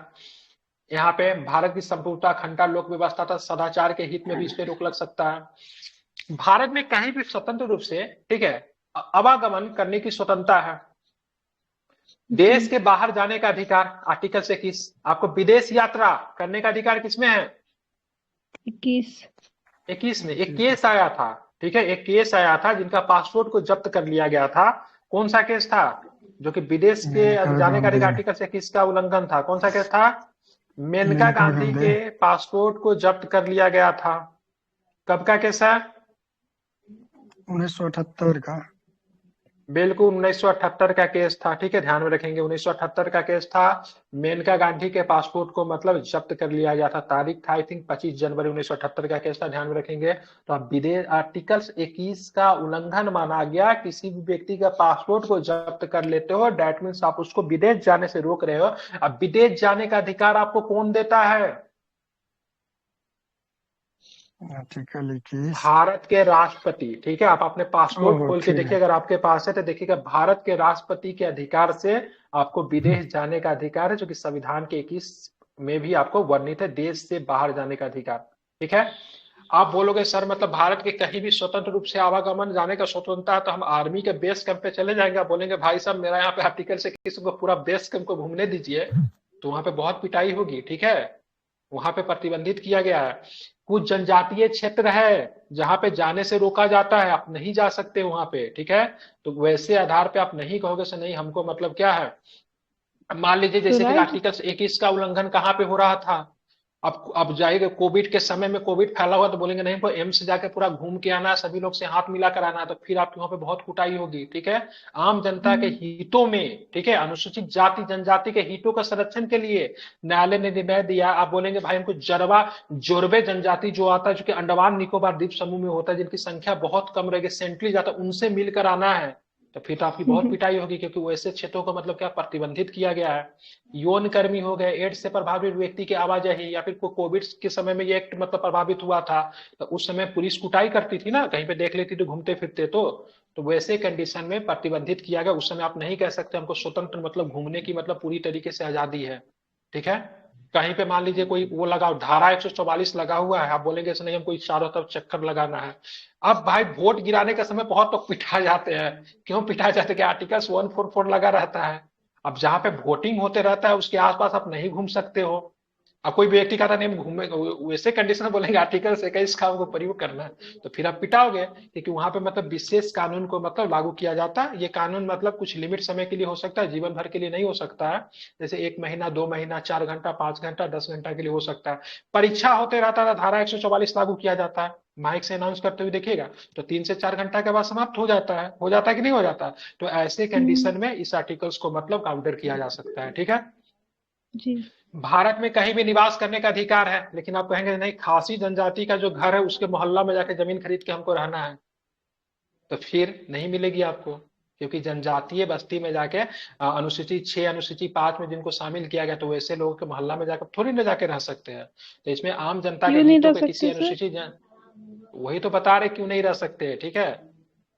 आम जनता के हितों और किसी अनुसूचित जनजाति के हितों का संरक्षण करने के लिए इसका मतलब वो खंडित किया जाए, भारत के किसी भी हिस्से में निवास करने का अधिकार है, लेकिन आप बोलेंगे से अंडमान द्वीप समूह में जाके, ठीक है, जहाँ पे जारवार सेंट्रल लोग का घर है उसके पास में हमको जमीन खरीद के रहना है, तो ऐसे कंडीशन में आप वहां पे नहीं रह सकते हो, ठीक है, ध्यान में रखेंगे। तो यहाँ पर भी कंडीशन के साथ इसको भी मतलब प्रतिबंधित करने का मतलब क्या है, अधिकार को मतलब क्या किया गया है, दिया गया है, ठीक है। किसी पेशे को अपनाने का और उपजीविका को व्यापार और व्यवसाय करने का अधिकार है, ठीक है। आप किसी भी पेशा का व्यापार कर सकते, लेकिन आप बोलेंगे नहीं, आज से हम क्या करेंगे, बिहार में शराब बंद है, अपना ऑल इंडिया शराब का सप्लाई करेंगे, अपने घर में बना के करेंगे, ठीक है। तो फिर पिटाएंगे आप बोलेंगे से हम AK-47 अपने घर में बनाएंगे, मेरा आजीविका है ये, हमको इससे पैसा मिलता है।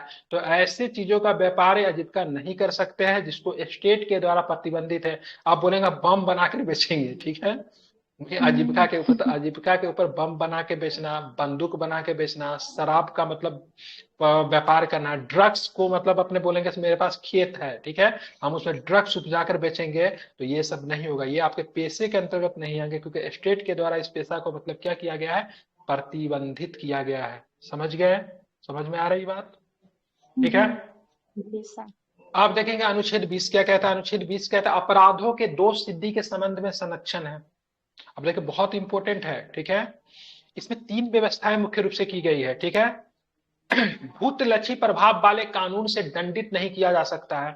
आज आपने क्या, किसी भी आदमी को जाके आपने क्या हत्या कर दिया, ठीक है, आज आपने हत्या किया, 10 बजे आपने हत्या किया है, ठीक है, लेकिन हत्या करने का कानून आज से, ठीक है, आज से 4 दिन पहले था, से हत्या करने पे आपको मतलब 32 साल की सजा होगी, ठीक है, लेकिन आज जो कानून परिवर्तन हो गया और आज हत्या करने पे आपको मात्र 10 साल की सजा मिल रही है, तो इस आधार पे आपको सजा नहीं दिया जा सकता है, नहीं 32 साल का इसको सजा दोगे कि कुछ दिन पहले तक 32 साल तक ना। जिस दिन आपने वो गलत काम किया, क्राइम किया, उसी दिन के जो कानून होगा उसी कानून के आधार पे आपको मतलब सजा दिया जाएगा। इसको क्या बोलते हैं, ठीक है, क्या बोलेंगे इसको, आर्टिकल्स 20 में, ठीक है, ध्यान रखें। दोष सिद्धि के समय दोहरा संकट, आपने क्या किया, एक साथ मतलब 10 आदमी को मार दिया, ठीक है, लेकिन तो ऐसा तो फिर 32 गुने 10 320 साल का सजा मिलेगा। अगर उम्र कैद अगर होगा तो आपको एक ही सजा के लिए मतलब किया जाएगा, ठीक है, ध्यान में रखेंगे। मतलब वैसे कभी कभी न्यायालय कभी कभी सुना दे जाएगा, मतलब 10 बार हैंग करो, हाँ ठीक है, हाँ मतलब बोल सकते एक अपराध के लिए 2 बार आपको सजा नहीं दिया जा सकता है, ठीक है, ध्यान में रखेंगे, सिंपल सी बात है, ठीक है। लेकिन विभागीय पूछताछ हो इस सिद्धांत को उल्लंघन भी नहीं मानते। स्वदोष सिद्धि नहीं, खुद के विरुद्ध गवाही मान्य नहीं है। अब पुलिस लोग अगर कभी भी आपको गिरफ्तार करे तो थाना में जाते जाते अगर कुछ भी पिटाने से अगर बचना, तो जो भी उसको पूछे बोलो हाँ सब हम किए हैं, ठीक है, जो भी आरोप लगा बोलोगा हाँ हम किए हैं, बोलेगा ठीक है साइन करो, बोलो हाँ हम किए हैं, कोर्ट में जाइए सीधे बोलिए हमको मार पीट के हमको साइन करवाया है, कि कोई भी चीज वैलिड नहीं होगा, ठीक है। मतलब खुद के विरुद्ध गवाही देने का अधिकार जो है, खुद दोष सिद्धि या फिर खुद के विरुद्ध गवाही मान्य नहीं होती है, ठीक है। तो कभी भी थाना में गलती से भी कोई गिरफ्तार करे, बाय द वे कोई करे नहीं, अगर बाय द वे अगर कर भी ले, ठीक है, बोले से तुमने किया है तो बोला हाँ हम किए हैं, ठीक है, 24 घंटा के अंदर में उसको 24 घंटा के अंदर में उसको कोर्ट में पेश करना होगा। वहां पे जाइएगा, बोलेगा कि आपने गवाही दिया, तो बोलेगा महोदय, ठीक है, ये व्यक्ति ने मुझे बहुत टॉर्चर किया है, मार पीट के हमसे मतलब इसने गवाही को मतलब क्या किया है, लिया है, सीधे सीधे वो कानून जो होगा, आपकी जो गवाही जो होगी वो वैलिड नहीं होगी, ठीक है। न्यायालय उसको बहुत अधिक मतलब डांट भी सुनाएगा, ठीक है। चलिए, यह सबसे इंपॉर्टेंट आर्टिकल से किसी भी परिस्थिति में आपकी प्राण और दैहिक स्वतंत्रता का संरक्षण आपकी मानी जाती है। किसी भी परिस्थिति में आपसे प्राण आपका नहीं लिया जा सकता, लेकिन इस पे भी काउंटर है। आप किसी व्यक्ति को फांसी की सजा हो जाए तो उसके प्राण तो जाना लाजमी है ना, तो इसको भी काउंटर करने के लिए ध्यान में रखिएगा, कानून के द्वारा जो प्रक्रिया जो अपनाई जाती है उसी प्रक्रिया के आधार पे प्राण और दैहिक स्वतंत्रता का हनन किया जा सकता है, ठीक है। मतलब ये पूरी तरीके से कानूनी प्रक्रिया अपनाई जाएगी, उस आधार पे आपका प्राण को लिया जा सकता है, जैसे किसी भी व्यक्ति को फांसी की सजा देते हैं तो विधि द्वारा स्थापित प्रक्रिया के अलावा ध्यान में रखिएगा, यहाँ पे प्राण और दैहिक स्वतंत्रता किसी भी परिस्थिति में, नेशनल इमरजेंसी लग जाए, राष्ट्र के ऊपर कब्जा हो जाए, ठीक है, पूरे देश में दंगा फैल जाए, लेकिन फिर भी आपकी प्राण और दैहिक स्वतंत्रता नहीं जाएगी। लेकिन विधि के द्वारा स्थापित प्रक्रिया के आधार पे आपकी प्राण और दैहिक स्वतंत्रता से आपको वंचित किया जा सकता है, ठीक है। न्यायालय आपको सजा सुना दे, नहीं इस व्यक्ति ने बहुत ही मतलब नियत जुर्म किया है, उसको फांसी की सजा दिया जाना चाहिए, तो देन प्रोसीड किया जाएगा, ठीक है। तो ध्यान में, प्राण और दैहिक स्वतंत्रता पे भी लिया जा सकता है, किस आधार पे? विधि द्वारा स्थापित प्रक्रिया के आधार पे, ठीक है। बाकी किसी भी परिस्थिति में ये आपसे नहीं लिया जाएगा, ठीक है। गोलकनाथ बनाम 1950 में केस सर आता है, विधि द्वारा न्यायालय ने- स्थापित क्रिया क्या होता है?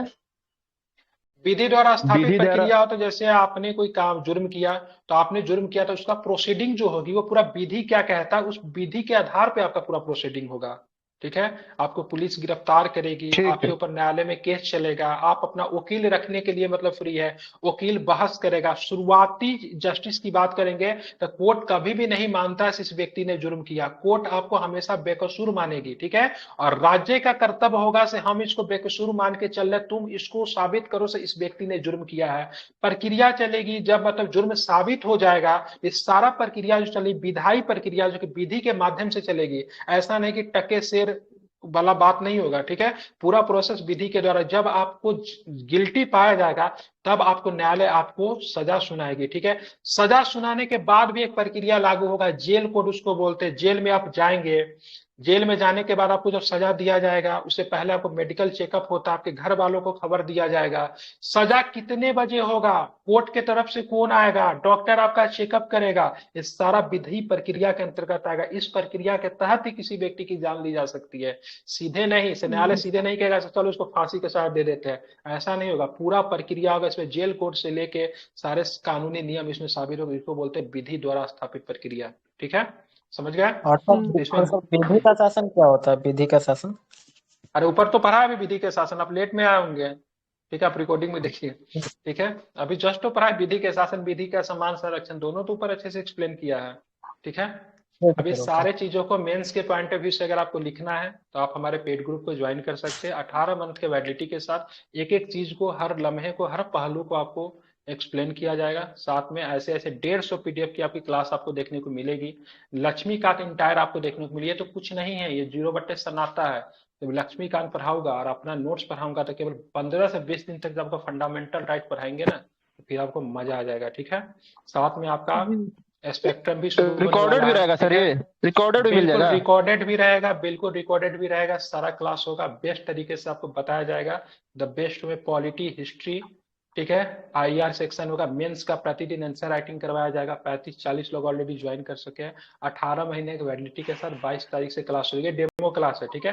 और डेमो क्लास में जब हम इसको इतने अच्छी चीजों से एक्सप्लेन करें तो सोचे आप पेड में आपको कितने बढ़िया तरीके से सारी चीजें आपको मिलेगी, ठीक है। जो भी इच्छुक लोग हैं, फीस कितनी है आपको सर उसकी? डिटेल्स क्या, हाँ सर, 499, 18 महीने के वैलिडिटी के साथ केवल 499 फी है ओनली, ठीक है। संपूर्ण बीपीएससी की तैयारी इसी में, PT mains plus set practice, ठीक है।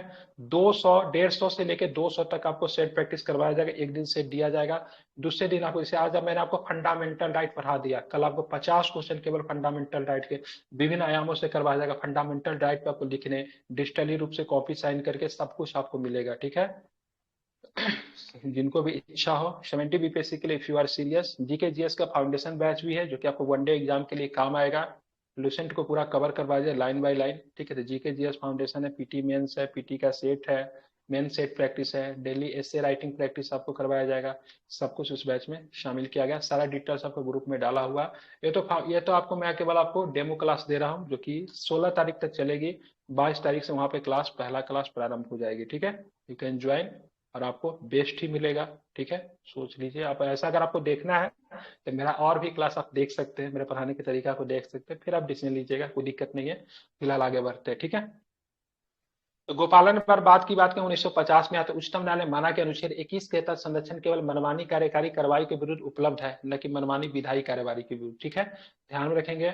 तो गोपालन वाद विवाद सीधे सीधे 1950 में पूछा जाता प्रश्न। ध्यान, एक मेनका गांधी वाला बता ही थे, उनका पासपोर्ट को जब्त कर लिया गया था, 1978 का केस था। ठीक है, तो ये भी आर्टिकल 21 से संबंधित ये भी केस है। उच्चतम न्यायालय द्वारा प्राण एवं दैहिक स्वतंत्रता के अधिकार को दायरे को व्यापक किया गया है। ठीक है, तो ये देखिए किसी भी कानून को दायरा को व्यापक करने का अधिकार जो उच्चतम न्यायालय को ही मतलब प्राप्त होता है। ठीक है, तो दैहिक स्वतंत्रता के अधिकार के दायरे को व्यापक किया गया है। ठीक है, अब ये इसमें इस वाले केस में भी, ठीक है, मेनका गांधी वाले केस में भी उच्चतम न्यायालय ही निकल कर आई थी। और अच्छी बात क्या है, 2 बजे से आपकी मैच भी है, उम्मीद करते हैं ठीक है भारत विजयी हो। ठीक है, और मजा आने वाला है। ठीक है, अच्छा थोड़ा सर, देर में शुरुआत भी हो जाएगा। हाँ पहचाने? हाँ हाँ, बोलिए आर्यन साहब, नंबर सेव है आपका। कह रहे थे ये जो आप कर रहे हैं ये करंट से भी है क्या लिंक? मेंस का जब क्लास करेंगे ना, जिसमें करंट से लिंक कर देंगे, बिल्कुल करंट से लिंक कर देंगे। तो आप पॉलिटी का कोई भी कॉन्सेप्ट को लिखते हैं करंट से लिंक होना ही चाहिए। ठीक है, बिल्कुल। जैसे ये जो आप पढ़ा रहे हैं ना, ये लक्ष्मीकांत में दिया हुआ है, मतलब जो उसे, तो हम ये चाह रहे हैं कि मतलब जैसे आप अभी फंडामेंटल राइट पढ़ा रहे हैं क्या? हम्म। तो ये विजन लिखा हुआ है, मतलब विजन का है ये? हाँ, लक्ष्मीकांत बाइबल है, लक्ष्मीकांत से बाहर से कहाँ से आएगा? लक्ष्मीकांत बाइबल, ये तो शॉर्ट नोट्स है। ओ अच्छा, और मतलब विजन का रिवाइज। हम जो लक्ष्मीकांत का जो रिवाइज के लिए, लक्ष्मीकांत के नोट्स को तो छोड़िए, हम जो फंडामेंटल राइट पढ़ाएंगे वो एक 12 से 13 दिन तक चलेगा।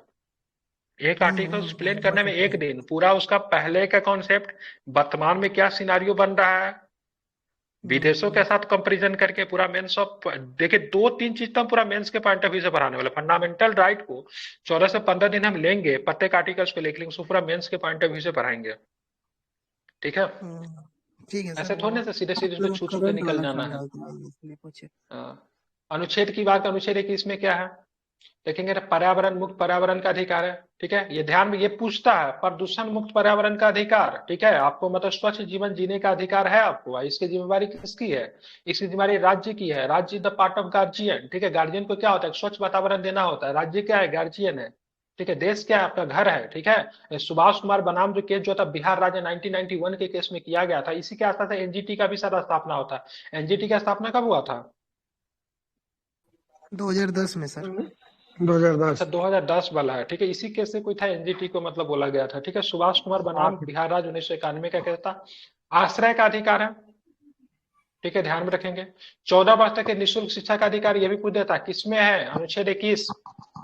शिक्षा का अधिकार आपके फंडामेंटल राइट है, फंडामेंटल ड्यूटीज है, और राज्य के नीति निर्देशक तत्व में भी आता है। ठीक है, अनुच्छेद 45, अनुच्छेद 21 और 11वां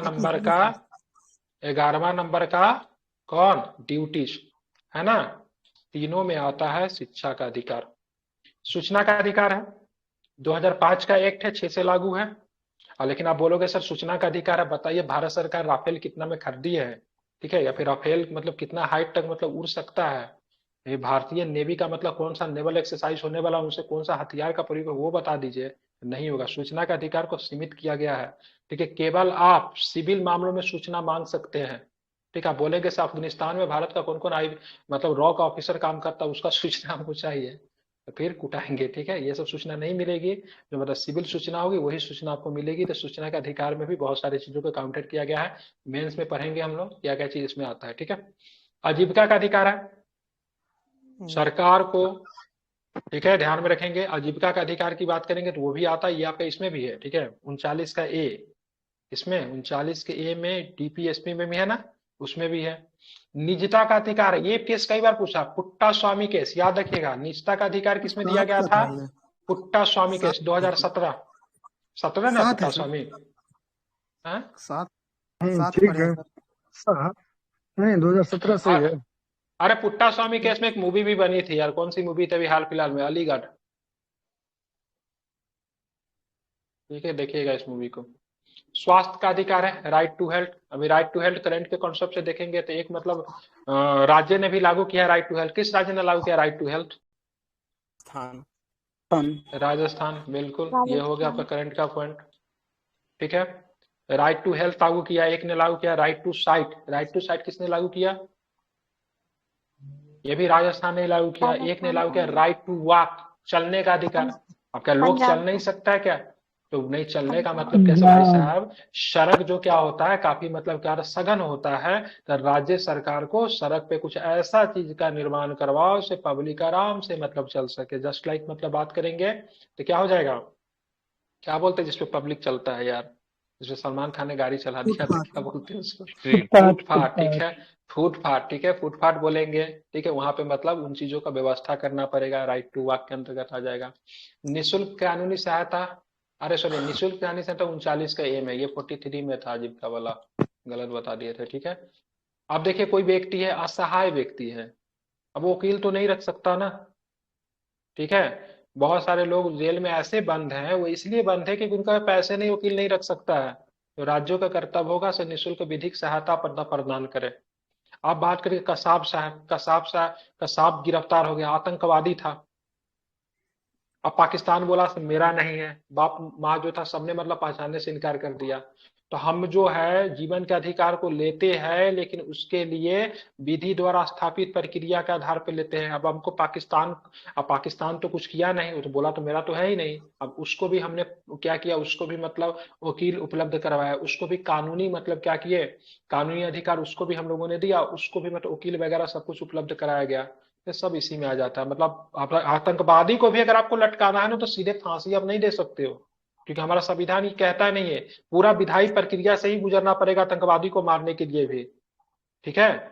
इसलिए अफजल गुरु, ठीक है, क्या नाम है, कसाब, ठीक है, सारे के सारे आतंकवादी थे, ठीक है। और सबके ऊपर, हाँ, कौन मेमन था वो मुंबई हमला वाला, तो सबके ऊपर मतलब कानूनी प्रक्रिया क्या था, उनको वकील रखने का अधिकार दिया गया, फोन पे बात करने का अधिकार दिया गया, ठीक है, जेल में स्वच्छ जीवन जीने का अधिकार दिया गया, ठीक है, जब तक वो जीवित रहा तब तक उसे खान पान का ध्यान रखा गया, स्वच्छ वातावरण दिया गया, तब जाके उसको फिर मतलब क्या किया गया, विधायी प्रक्रिया के द्वारा ही उसको फांसी दी गई, ठीक है। फांसी के लिए मतलब समय मुमल्लिक की गई, हालांकि उस चीज को बताया नहीं गया क्योंकि देश में अराजकता का माहौल उत्पन्न होने की संभावना थी, इसलिए बताया नहीं गया, लेकिन पूरी तरीके से प्रक्रिया के माध्यम से उसको फांसी दिया गया।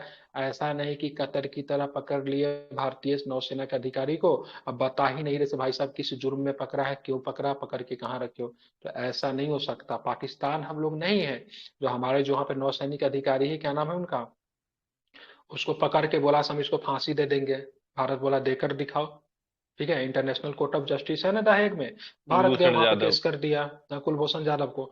इंटरनेशनल कोर्ट ऑफ जस्टिस कहा से तुम फांसी नहीं दे सकते हो, क्योंकि जिनेवा समझौता क्या कहता है, अभी तक शामिल साबित करके बताओ से व्यक्ति क्या है, जासूस है, ठीक है। चलिए, बिजली का अधिकार भी आपको मिलता है, ठीक है। सारे के सारे अब बात करेंगे तो किस में आते हैं, तो इसी में आएंगे, अनुच्छेद 21 के अंतर्गत आएंगे। अनुच्छेद का 21 का अधिकार व्यापक है, आप किसी भी व्यक्ति से शादी कर सकते हैं, ठीक है, प्रेम विवाह कर सकते हैं, ठीक है, हालांकि इसका प्रयोग ना करें, बहुत ही लैथल आर्टिकल से ये, ठीक है। आपका जीवन साथी चुनने का अधिकार आपके पास है, ठीक है, ध्यान में रखेंगे, ये इसी में कही गई है बातें हैं। तो इन सारे चीजों का बहुत ही आर्टिकल्स 21 का जो क्षेत्र जो है बहुत ही मतलब क्या है, व्यापक, बहुत एक्सटेंसिव क्षेत्र को कवर करता है, ठीक है, ध्यान में रखेंगे। 21 ये जो है आपको शिक्षा का अधिकार की बात करता है, जिसमें 5 वर्ष के छोटे बच्चे के लिए डीपीएसपी है ना, डीपीएसपी 5 वर्ष से, इसमें आंगनबाड़ी केंद्र वगैरह सब कुछ आता है। लेकिन 6 वर्ष से 14 वर्ष की आयु के सभी बच्चों के निःशुल्क अनिवार्य शिक्षा अनिवार्य 6 कराना राज्य वर्ष का से कर्तव्य। कम के लिए है डीपीएसपी। हाँ, और 6 वर्ष, आई थिंक 5 वर्ष देता है शायद उसमें, 6 वर्ष से कम। 6 वर्ष से कम है कि 5 वर्ष तक है, जो भी हो देख लीजिएगा, ठीक है। 0 से 6 देता है। 0 से 6 है, ठीक है, कि 0 से, जी। हाँ ठीक। 66वां संविधान संशोधन 2002 जोड़ा गया, अनुच्छेद 21A के अनुसरण में संसद द्वारा निःशुल्क अनिवार्य बाल शिक्षा अधिनियम RTE, ठीक है, राइट टू एजुकेशन एक्ट को पारित किया गया 2009 में, जो कि 2010 से लागू है, ठीक है। आई थिंक ये आपका फंडामेंटल राइट का, ठीक है, एक ही पार्ट हुआ है, दूसरा